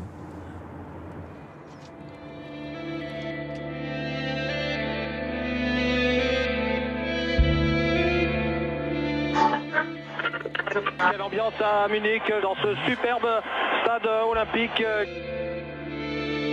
On pensait il y a quelques semaines que ce serait l'équipe de Milan qui partirait largement favorite. Et là, eh bien, c'est quasiment du 50-50 à 13 minutes du coup d'envoi. C'est une chance que de pouvoir 2 ans après refermer si vite les cicatrices de Barry. Bernard Tapie, le premier, est convaincu que le sort lui doit une revanche. Quand on sait qu'on va jouer Milan, Alors Tapi il nous dit tout le temps on va battre Milan, on va battre Milan. Et nous on se dit quand même c'est Milan quoi. Mais petit à petit il se forge vraiment une détermination et peut-être aussi une croyance dans le fait que oui c'est possible. Des noms ont disparu, de nouveaux visages sont arrivés. Edeli, Barthez, Boksic. Mais au fond, la marque de cette équipe n'a pas vraiment changé. Non era una squadra così, era una squadra prepotente sotto questo aspetto, una squadra di giocatori un po', diciamo, forse anche un po' individualisti, ma che messi insieme diventavano una squadra rognosa a giocarci contro. Andare contro Foller, contro Boksic, contro Boli e contro Desailly non era semplice per nessuno, no? Et on les regarde et on leur dit qu'on va pas avoir peur, on gueule plus fort qu'eux, parce que c'était ça aussi une des forces du Milan en italien, c'était de parler, on y va, et c'était de regarder, l'air de prendre déjà le dessus en disant on va vous marcher dessus, on va vous rentrer dedans. Ben, sur ce match-là, non, c'était pas possible.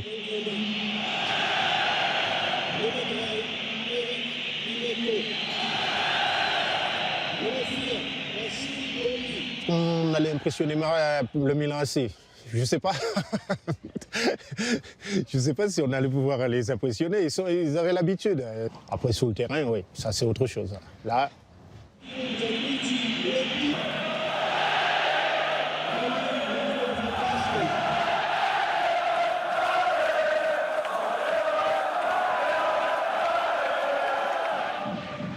Cette finale chargée d'électricité s'annonce à nouveau comme un sommet d'engagement.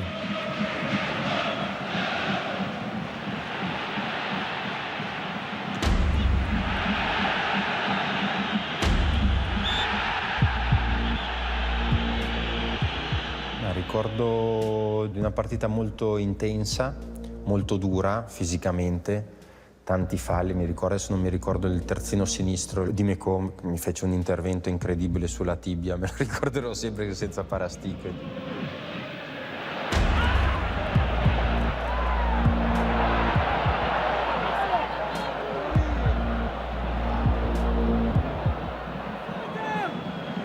Même sans Jean-Pierre Papin, cloué pour l'heure sur le banc.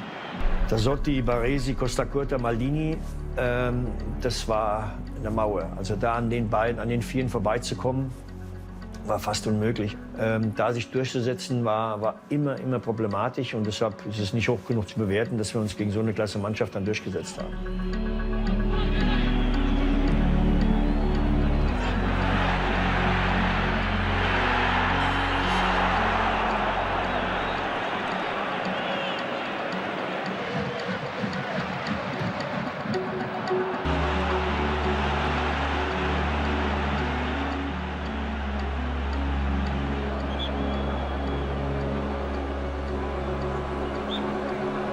Oui, qu'on a été dominé, ultra dominé sur la première partie. Après, ben, comment dire, ils se sont cassés les dents un peu sur ce qui était notre force, quoi, cette solidité défensive. La première période, si on n'a pas un grand Fabien, ben on passe à la trappe et puis il n'y a rien à dire. Mais je pense que face à ce Milan AC, on n'avait aucun complexe. Sans complexe peut-être. Une cuisse, un genou, un truc qui arrive. Je me sens bien pendant 5 minutes, je vais couper, je reviens. Au bout de 10 minutes, un quart d'heure, paf, je sens un truc. Et je suis pas là. Heureusement, Fabien était là, qui arrive à sortir les 2 balles décisives. À partir de là, je peux pas dire que j'ai mal, quoi. Je suis un leader et en même temps, je dois prouver que je suis un leader, quoi. Mais la douleur est trop forte. Basile Boli se tourne alors vers le médecin de l'équipe. Je veux voir Jacques Bailly, je lui dis Jacques, il faut que je sorte parce que je peux pas là. Il dit le boss ne veut pas. Il veut pas et il me regarde même pas. Et il y a Rudy Voleur qui vient, qui me regarde dans les yeux en disant Baz, stay quoi, reste quoi. Et on l'a empêché de sortir. Ouais, parce que Baz, c'était quand même un des hommes forts. On savait que Basile avait mal, qu'il était diminué et tout. Mais bon, il avait une telle rage que quelquefois, ça s'oubliait, quoi. Bon, on connaît Basile aussi, dans le bien comme dans le mal, il aime bien en rajouter un peu. Marseille, on est là, au cœur de la première période. Bousculé, ébranlé et amoché. Quand son public décide de jouer à fond son rôle de 12e homme, en reprenant un nouveau chant, imaginé 2 mois plus tôt.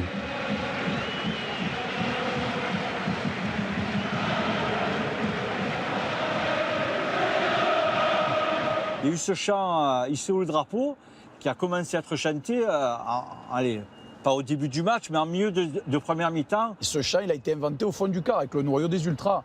On le chantait, on tapait sur les sièges pour essayer d'y trouver un rythme. Ici où les drapeaux, tous unis sous les mêmes couleurs.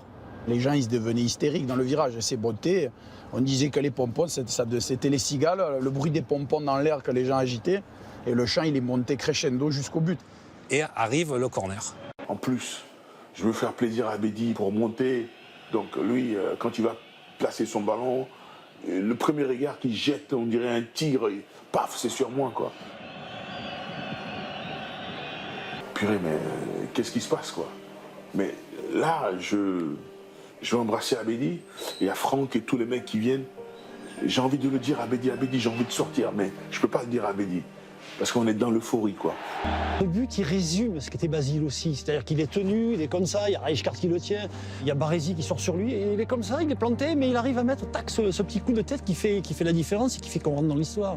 Quando uno fa gol, la bravura di scappare all'avversario, stiamo parlando di Frank Rijkaard che è uno grande, grosso, alto, con esperienza e tutto, ma in quel caso lì è stato bravo Boly.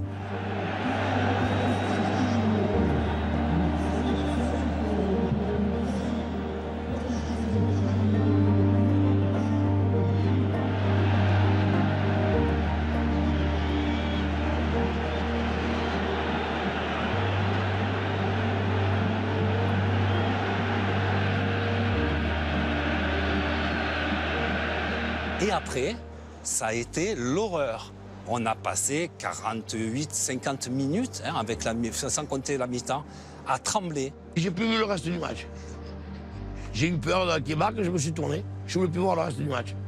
Je me suis tourné, je me suis assis. Je voulais rester sur ce but, le Graal.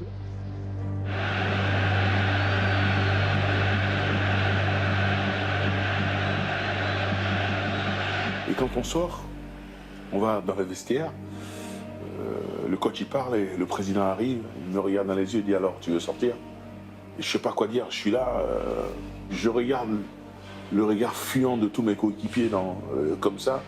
Je cherche un soutien quoi, mais tout le monde est comme ça, comme ça. On y va les gars, on y va. Je dis mais ils me mettent dedans quoi.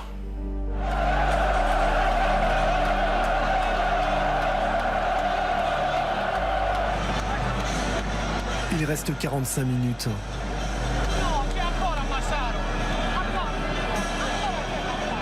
Et Milan n'a pas encore abattu sa dernière carte. Que ce soit Jean-Pierre Papin qui s'apprête à entrer ou Marco Van Basten qui s'efforce de trouver la faille, les Italiens sont loin d'avoir rendu les armes.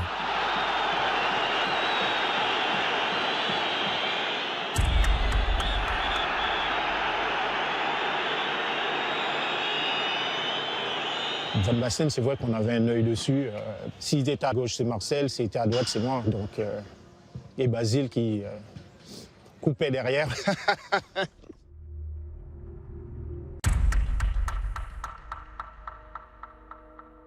Tu sais qu'il ne peut rien t'arriver. Moi, sincèrement, la deuxième mi-temps, quand tu vois l'engagement que l'on mettait, on sentait l'impuissance chez les Milanais.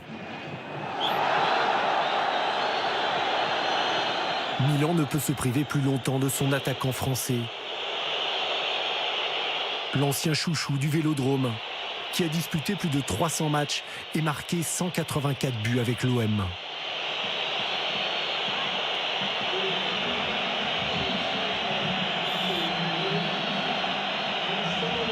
Quand il est rentré, on n'était pas fiers. On se souvient même qu'il y a des Marseillais qui étaient tentés de l'insulter quand il est rentré. Bon, c'était compliqué hein, parce qu'on ne peut pas insulter un joueur comme ça, mais c'est vrai que quand il est rentré, même nous, on a douté parce qu'on savait que lui, il avait envie. Hein. Quand il est rentré, j'ai senti aussi une pression supplémentaire. L'idée principale par rapport à Jean-Pierre Papin, c'était de dire si Jean-Pierre joue, il faut qu'il y ait Eric Dimeco soit sur lui. Et c'est Eric Dimeco qui s'y est collé. Pendant 90 minutes, on n'a pas d'amis. Hein. Jean-Pierre, on l'adore, mais il nous a bien aidés, il nous a marqué des buts, mais ce jour-là, on l'oublie, quoi.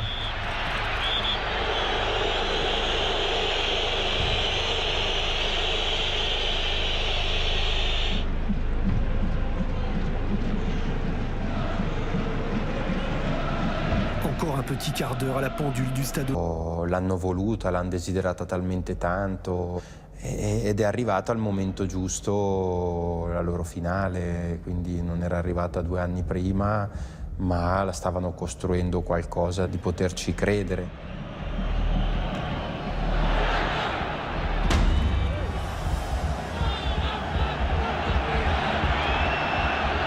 Après, on regardait à l'horloge les minutes s'égrener et on pensait qu'à ça, vous voyez. De temps en temps, on se retournait parce qu'il y avait une occasion, un corner, un coup de pied arrêté. On avait très peur parce qu'on a dit, mais on est presque au bout, qu'on va y arriver. Mon Dieu, qu'elle était longue cette deuxième mi-temps. Et je ne voyais pas, et la montre, et que c'est long, et jamais ça finit, que c'est long. Mon Dieu, que c'est long.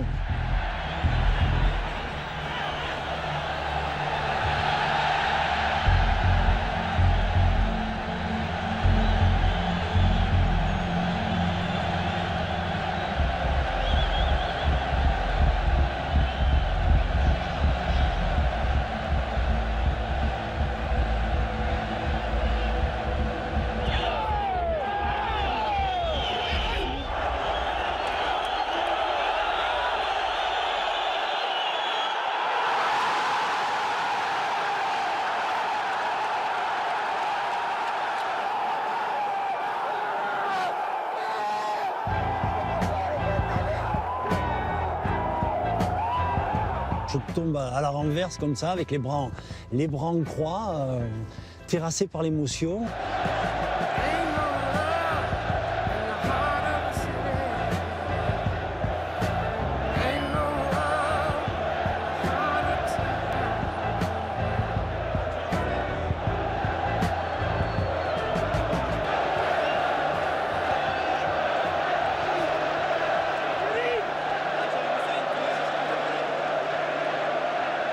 Et seulement, on n'y croit pas.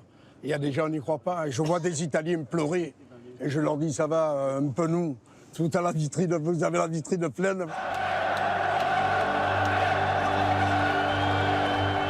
Sur cette pelouse, devenue en quelques minutes le théâtre de toutes les émotions, les masques tombent enfin.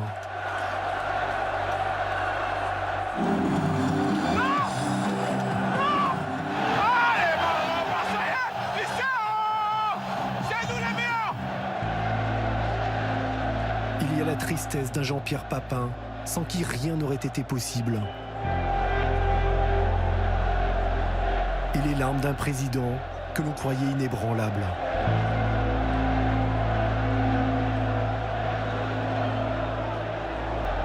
Et l'échec de Barry qu'on enterre définitivement.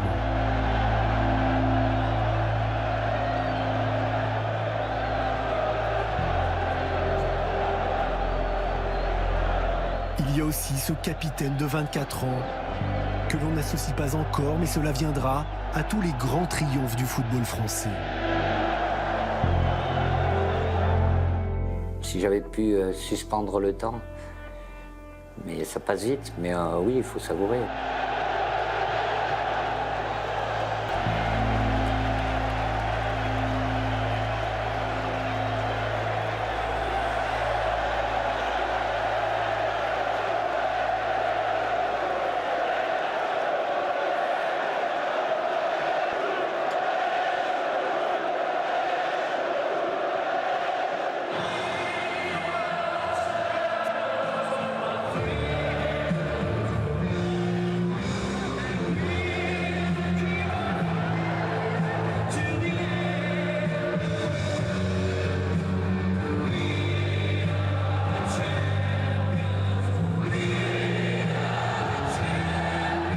Quand on commence à partir, le stade était vide et je vois Goethals qui est assis sur le banc des délégués tout seul comme ça.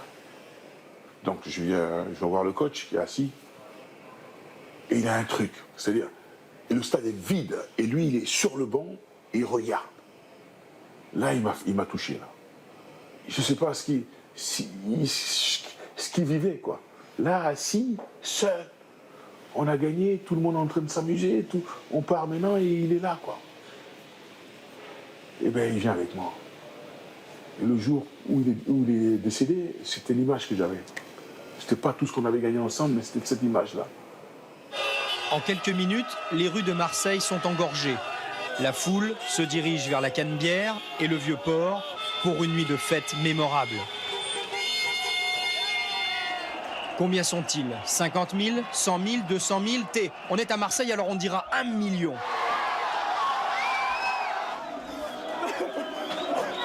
Alors nous, la coupe, on l'a gagné,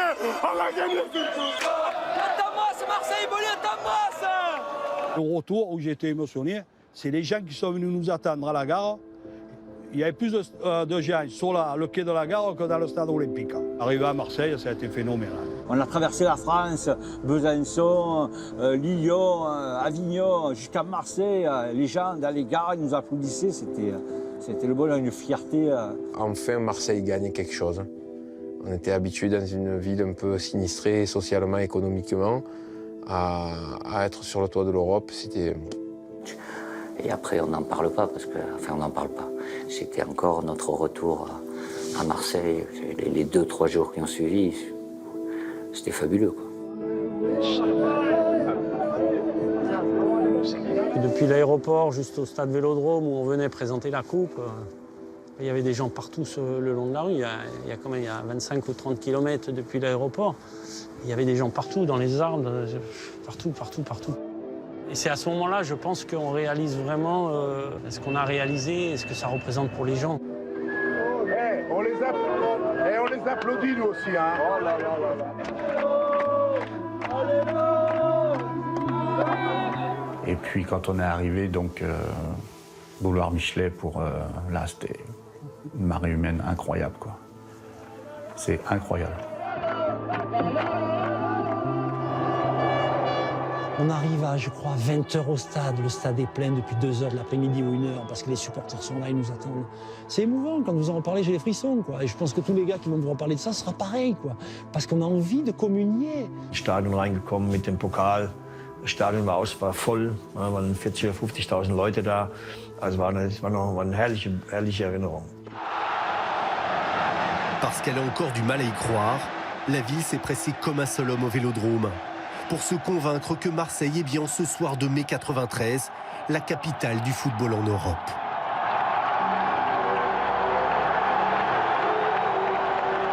Et qu'enfin assis tout là-haut, l'OM se prépare forcément des lendemains heureux.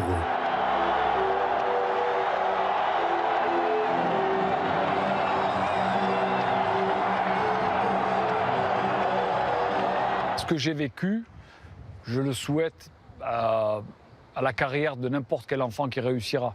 C'est magique.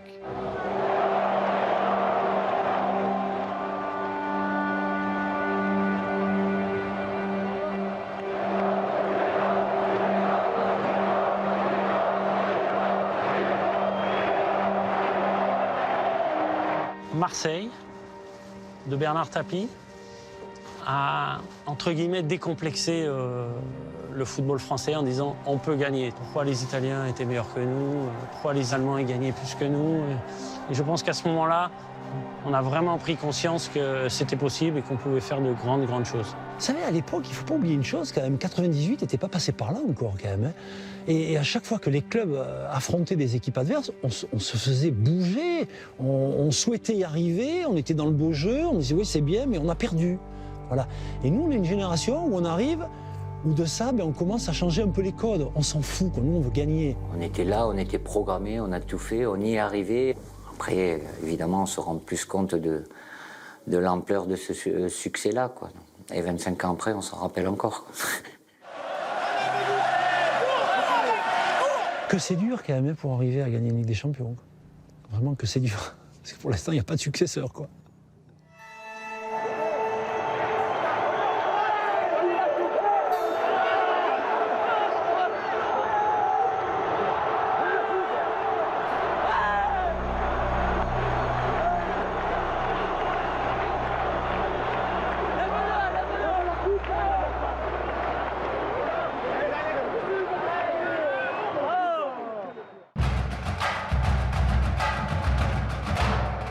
Champion d'Europe pour l'éternité, voilà le document exceptionnel signé Jean-Marie Goussard. Je vous avais prévenu, je suis avec certains des acteurs de cette victoire, Jocelyn Angloma, Éric Dimeco et Jean-Philippe Durand. Merci beaucoup d'être avec nous ce soir sur C8. Alors je sais, messieurs, que vous avez vu et revu ces images des centaines de fois, mais quand même, 25 ans après, qu'est-ce que ça vous fait de voir ces images-là, sur grand écran en plus ? J'avoue, moi je suis pas trop revival et j'ai pas souvent revu la finale, voir tous les petits reportages qu'il y a eu concernant cette victoire. Et là, du coup, ça fait beaucoup d'émotions parce qu'en plus, l'intelligence du reportage, c'est d'avoir repris la genèse un petit peu de la victoire, c'est-à-dire l'arrivée de Bernard Tapie à l'Olympique de Marseille et tout ce qu'il y a fait qu'on est arrivé à la gagner au bout. Et c'est ça qui est intéressant et qui est particulièrement émouvant.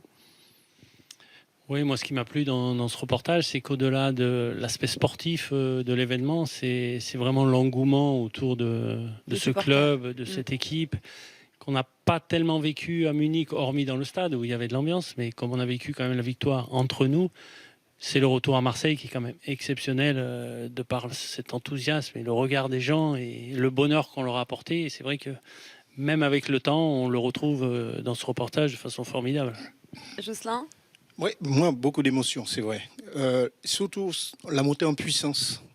On a parlé de défaite au départ, on a parlé de raté et tout, et puis finir en apothéose comme ça a été magnifique. Et bien sûr, le public, spectateurs, tout le monde, cette émotion qu'ils avaient, cette joie, c'est quelque chose vraiment que j'ai envie que Marseille vive à nouveau. En fait, il n'y aurait pas eu d'OM 93 s'il n'y avait pas eu de désillusion européenne avant. Oui, c'est peut-être la morale de ce reportage d'ailleurs. Et c'est souvent la morale du football. Cette compétition, cette coupe ne se donne pas facilement. Il faut savoir perdre pour savoir gagner. Ouais, il faut pleurer avant de pouvoir la gagner. Et là, on voit, il y a Benfica, il y a Bari avec l'Étoile Rouge de Belgrade et cette victoire. Et alors oui, c'est triste. On a vu les supporters pleurer après les défaites. Mais c'est pour encore être plus heureux derrière et à la limite on s'en souvient plus des défaites, ça fait partie juste de l'histoire et on ne retient plus que la victoire à l'arrivée.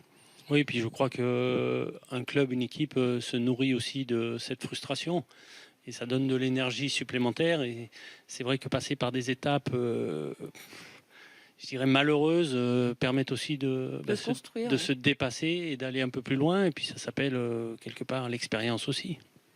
Oui, c'est vrai que aussi en parallèle, il y a eu ce vécu de certains joueurs et qui sont arrivés en 93, qui nous a permis, nous qui arrivons dans notre première finale, sur notre première finale, à pouvoir nous surpasser. Et ils ont pu passer ce message, faire passer un certain message à travers leur manière de faire et tout. Et puis par la suite, la victoire était au bout. Alors on sent bien aussi dans ce documentaire que vous avez été conditionné à prendre l'ascendant psychologique aussi. Tenez, on va regarder ensemble ce que disaient Bernard Tapie et Raymond Goethals à propos de Franco Baresi. Regardez. Quand Baresi est là, c'est lui l'arbitre de touche. Il se lève. Et les arbitres, on connaît ça. Tu vois, des fois qu'ils se soient trompés. On va pas mettre en doute l'intelligence de Baresi. Donc lui, il est l'arbitre de touche. Donc ça change. Quand il joue, on joue avec 3 arbitres de touche.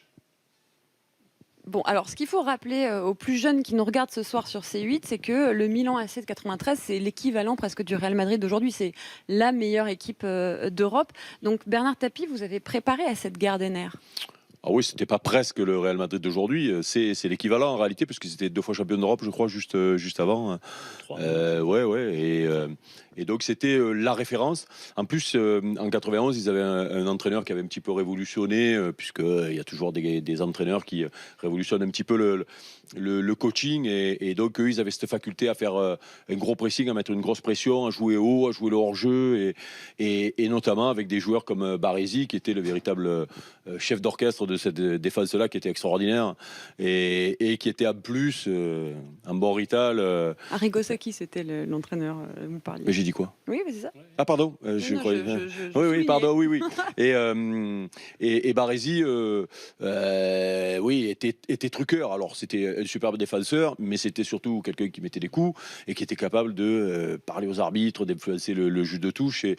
Et dans cet extrait-là, on voit que la guerre des nerfs avait déjà commencé. On n'en a pas beaucoup parlé ces derniers temps. Il y a beaucoup de tensions entre les présidents. Mais là, déjà à l'époque, c'était ça. C'est-à-dire qu'on essayait d'influencer, voire peut-être l'arbitrage, ou en tout cas, voilà. Mais qu'est-ce qui vous disait vraiment, Bernard Tapie, pour préparer justement cette guerre psychologique? Surtout, c'était de ne pas baisser les yeux, de montrer qu'il n'y avait pas de peur, il n'y avait pas d'appréhension à jouer une équipe comme le Milan, qui avait son expérience. Pourtant, on l'a vu, Rudy Voller, à un moment donné, dans le reportage, il dit les 4 défenseurs, c'était un mur, quoi. Ouais. Mais en face, avec notre garde noire derrière, on avait un beau mur aussi. Donc ça voulait dire, en fait, Bernard Tapie, il nous décomplexait en nous expliquant que ça beau être le grand Milan, il y a une possibilité, on n'est pas moins fort qu'eux, on est capable de les battre. Et c'est vrai qu'on en était persuadés. Vous savez, intimider aussi, on savait le faire, même à travers nos matchs en championnat. Mais il est vrai que ça c'était un autre cap. Il fallait passer au-dessus et tout. Et puis arriver devant des gars comme Rijkaard, comme Maldini, il fallait le faire. Donc on avait du monde, on avait du répondant. La personne de Dimeco qui arrivait à mettre... moi je l'appelle le boucher. Je l'appelle le boucher. Mais pourquoi moi? Parce qu'il arrivait à nous mettre, à nous permettre de monter d'un cran. Et ça, c'est vérifié. T'imagines, l'Italien, le milieu de terrain, 25 ans après, il se rappelle encore du tacle qu'il a fait Eric. C'est vrai qu'on vous voit, vous ne seriez pas encore sur le terrain. Et il se rappelle du tacle. Aujourd'hui, le football d'aujourd'hui, vous seriez sorti au bout de 5 minutes. Deux, même. Alors justement, un titre de champion d'Europe, ça n'est pas arrivé depuis. Forcément, c'est un exploit qui reste. Et Jean-Marie Goussard a retrouvé des supporters qui étaient là à Munich. Et regardez jusqu'où cette date est présente dans le cœur des supporters. La Ligue des Champions, elle est à moi. Je suis Marseillais, elle est à moi. C'est la mienne. C'est la leur, mais c'est la mienne. C'est surtout la mienne. L'honneur d'être Marseillais, la fierté d'être Marseillais. Quand on est arrivé, c'était nous presque les héros. En me levant le matin, même 25 ans après, des fois je pense à ça. Oui. On a nos mots de passe. Mais pour beaucoup, c'est OM 26 05 93 étoile. C'est ce genre de choses. Bon, donc on a compris que si on veut faire un casse à Marseille, on connaît le code, quoi, voilà. C'est quelque chose qui vous reste aujourd'hui, on vous en parle encore énormément beaucoup? Oui, énormément. C'est vrai que les gens ont cette mémoire collective. Moi, j'ai rencontré une fois un monsieur, il est venu me voir, il m'a dit merci pour ce que vous avez fait, c'est ma plus grande émotion, mon plus grand bonheur. Même le jour où ma fille est née, c'était pas aussi beau. Et là, on se dit, putain, mais c'est que du foot quand même, c'est la valeur des choses... Et pourtant, c'est une réalité, quoi. Ouais, non, mais c'est vrai que Jean-Philippe le disait tout à l'heure, quand tu es dans le feu de l'action, tu te rends pas compte de ce qui se passe en réalité, puisque nous, on était concentrés sur le match, on était loin de Marseille, on est resté sur place après le match, et du coup, c'est aujourd'hui, ou après, en tout cas, en revoyant ces images-là, des supporters devenir complètement dingos, tous se donner rendez-vous sur le Vieux-Port, ces images du train sont extraordinaires, ils ont traversé la France comme ça, et c'est vrai que, moi je vis à Marseille, et ce qui m'impressionne, c'est à la limite des gens de notre génération qui viennent nous le dire, ça paraît naturel. C'est quand des petits gamins qui ont 15 ans qui ont été élevés, et qui ont été, c'est-à-dire que ils nous connaissent, mais par rapport à ce qu'on leur a raconté. Alors après, il y a les réseaux sociaux, les Internet, et le match est repassé, et voilà, ils l'apprennent comme ça, mais c'est parce que aussi c'est dans la culture collective, et ça se transmet de père en fils. Et ce qui se passe aujourd'hui à l'OM me fait particulièrement plaisir, parce que beaucoup l'ont vécu par procuration, des gamins, mais là, aujourd'hui, ils le vivent en réalité, quoi. Et aller au stade Vélodrome pour voir ce fameux quart de finale ou la demi-finale et vivre ces émotions-là, ils en avaient entendu parler, ils ne savaient pas ce que c'était. Et là, ils l'ont vécu, et c'est ça qui est beau, parce qu'à un moment donné, nous, il va falloir qu'on disparaisse un petit peu, quoi. Et place aux autres. L'histoire va s'écrire. C'est pas bon signe qu'on nous sorte du placard tous les 5 ans, quand même. Ça veut dire que derrière... personne n'a gagné, à jamais les premiers. Hein. Oui, mais à un moment donné, il peut y avoir une deuxième, une troisième, quoi. Oui, et voilà. Alors pour en revenir à ce qu'il s'est passé au match en lui-même, c'est donc Basile Boli qui a marqué le but vainqueur, et il est revenu dans les conditions dans lesquelles il était, sur les conditions dans lesquelles il était au moment du match. Regardez. Basile Boli se tourne vers le médecin de l'équipe. Je veux voir Jacques Bailly, je lui dis Jacques, il faut que je sorte parce que je peux pas là. Il dit le boss ne veut pas. Il veut pas et il me regarde même pas. Et il y a Rudy Voleur qui vient, qui me regarde dans les yeux en disant Baz, stay quoi, reste quoi. Vous saviez qu'il était blessé? Oui, ça on le savait. Il vous l'avait dit? Non, on le savait. Même dans le match, et puis même avant, il avait le genou aussi qui était bousillé pratiquement. Donc, mais ça, c'est du Basile. On pensait qu'il pouvait le faire aussi. Mais Bernard Tapie aussi pensait qu'il pouvait le faire, puisque visiblement, à la mi-temps, il est allé le voir en disant « Alors, tu veux sortir maintenant, après avoir marqué le but ?» Oui, non, mais pour moi, c'est aussi à l'image de cette équipe-là. Alors, c'est vrai que Basile, c'est encore aujourd'hui le porte-drapeau de cette équipe-là, et à juste titre, puisque c'est lui qui marque, mais aussi dans la mentalité. Oui, on parle de leader, on parle toujours de leader sur le terrain, ça veut tout dire et rien dire, et ça se décrète pas, ça se prend. Et Basile, il avait cette force-là, et alors en plus, il aimait qu'on s'inquiète de son sort et tout, donc il en faisait des tonnes, c'est un acteur quand même, Basile. Mais la réalité, c'est que oui, il aurait pu sortir. Si c'est un autre joueur, il peut sortir de ce match-là. Lui, non. Voilà. C'est même des larmes à Barry en 91 aussi. Ben oui, parce qu'il était là aussi au début de l'histoire, et il a souffert énormément. Ça a été un des plus touchés après la défaite à Barry, donc voilà, il n'avait pas envie de laisser ses potes sur le terrain. Et puis à l'arrivée, ben voilà, ça fait partie de la légende de l'histoire aujourd'hui. Oui, et puis Basile, c'est quand même quelqu'un qui dégage de l'énergie, qui dégage des émotions, et il les transmet à tout le monde. Donc c'est vrai que le voir vouloir quitter le terrain, ça paraissait impossible pour tout le monde. Et c'est vrai que même avec sa douleur au genou, on savait qu'il était capable de passer au-dessus. Et comme l'a dit Eric, il aimait bien être désiré aussi, se faire un petit peu cajoler. Mais c'est vrai que lorsqu'il fallait souffrir, c'était le premier bah, à souffrir. Oui. Et puis c'est vrai qu'il transmettait beaucoup d'émotions, notamment qu'il essayait de faire des relances de l'extérieur du pied, qui tapait dans la terre et que le ballon partait en touche. Non, mais c'est vrai, ça nous faisait beaucoup d'émotions parce qu'on était mort de rire sur le terrain. Son surnom, c'était quand même une touche en touche. Une touche en touche, En tout cas, il a marqué le but de la victoire. Franchement, ça restera dans les avec le pied gauche. Ouais. Non, mais ça, c'est du Basile. Alors, depuis, Marseille a joué 3 finales, dont la dernière il y a 10 jours face à l'Atlético Madrid, une finale, vous l'avez dit, qui a été perdue. Qu'est-ce qui manque, selon vous, à l'Olympique de Marseille aujourd'hui? Le vécu du collectif, le vécu de même tout le club, puisque c'est un club tout neuf, entre guillemets, avec des nouveaux investisseurs, des nouveaux dirigeants, des joueurs qui, pour la plupart, découvrent ce niveau-là. Et on l'a vu dans ce reportage, et c'est peut-être un enseignement pour les dirigeants d'aujourd'hui et les joueurs d'aujourd'hui, c'est que, oui, il faut souffrir pour être performant au plus haut niveau. Mais ce qu'ils ont fait déjà cette année, c'est extraordinaire, parce que personne n'y croyait. Et surtout, ils ont fait un truc extraordinaire. Ils ont redonné la foi à beaucoup de supporters qui ne venaient plus en début de saison. Et je pense que sur la saison prochaine, on va se rendre compte que il y aura beaucoup plus d'abonnés, que le stade sera plein régulièrement. Et alors après, ça peut vite redescendre ici. Il faut entretenir cette flamme. Et ça, c'est le travail des dirigeants. Hein. Oui, ça aussi, c'est sûrement garder une ossature par rapport à ce match-là qui peut les emmener vers l'avant. Quelquefois, on parlait tout à l'heure d'un chef de file. Et ça, pour l'instant, peut-être il manque ce gars qui emmène l'équipe. Qui emmène vraiment l'équipe vers le haut, qui tire l'équipe vers le haut. Et ça, ils l'ont peut-être avec Gustavo. Moi, je trouve que ça peut être le garçon qui fédère. Il y a Gustavo, mais peut-être 1, 2 ou 3. Parce que nous, c'est vrai, à notre époque, on en avait beaucoup. Oui. Et ça, des leaders. Voilà, il en faut pas 2 ou 3, il en faut plusieurs. Dont vous, Eric. Voilà. Oui, après, je trouve que le football a quand même évolué. Aujourd'hui, les équipes Champions League, comme l'Atlético, ont beaucoup d'avance quand même sur des clubs comme Marseille. D'expérience, de moyens. C'est vrai qu'à notre époque, notre équipe, c'était quand même quasiment les 3/4 de l'équipe de France, plus 3 étrangers de haut niveau. Donc, c'était quand même la construction d'une équipe faite pour jouer et la gagne sur les grosses coupes. Aujourd'hui, l'Olympique de Marseille est quand même un petit ton en dessous. Ce qui est vrai, ce qui est formidable, et ce que soulignait Eric, c'est que le soutien populaire revient. Et je pense effectivement l'année prochaine, les gens vont attendre encore plus et qu'il y a une progression à avoir. Évidemment, l'Europa League, c'est super, Mais être performant en Champions League, ça serait formidable. Justement, je vous rappelle que demain, sur C8, la finale de la Ligue des Champions entre Liverpool et le Real Madrid de Zinedine Zidane. Juste rapidement, un petit pronostic quand même, j'ai envie de vous demander. Moi, franchement, j'aimerais que Zidane gagne. Donc Real Madrid pour Voilà. Jocelyn.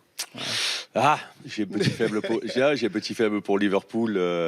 Et puis ça renouvellerait un petit peu les vainqueurs, même si on a tous envie ici à Marseille de voir Zizou enlever une 3e de suite. Mais j'aime beaucoup Liverpool. Là. Ils ont une attaque formidable et j'aime bien Klopp. Klopp me fait rêver. Bon, c'est difficile aussi parce que je pense que ça va être une belle finale. Que je pense que Liverpool a apporté beaucoup de fraîcheur et quelque chose de différent cette année en Champions League. Mais c'est vrai que pour Zizou, ça serait quand même formidable. Bon, Real Madrid pour et tous ça les serait trois. très beau. Quoi. J'ai compris. Merci beaucoup, Jocelyn Angloma, Éric Dimeco et Jean-Philippe Durand d'avoir été avec nous sur C8. On va vous revoir à l'œuvre maintenant. On va regarder d'ailleurs tous ensemble le match de Marseille-Milan en 1993 en intégralité. C'est pour vous ce soir sur C8. Très belle soirée. Ciao.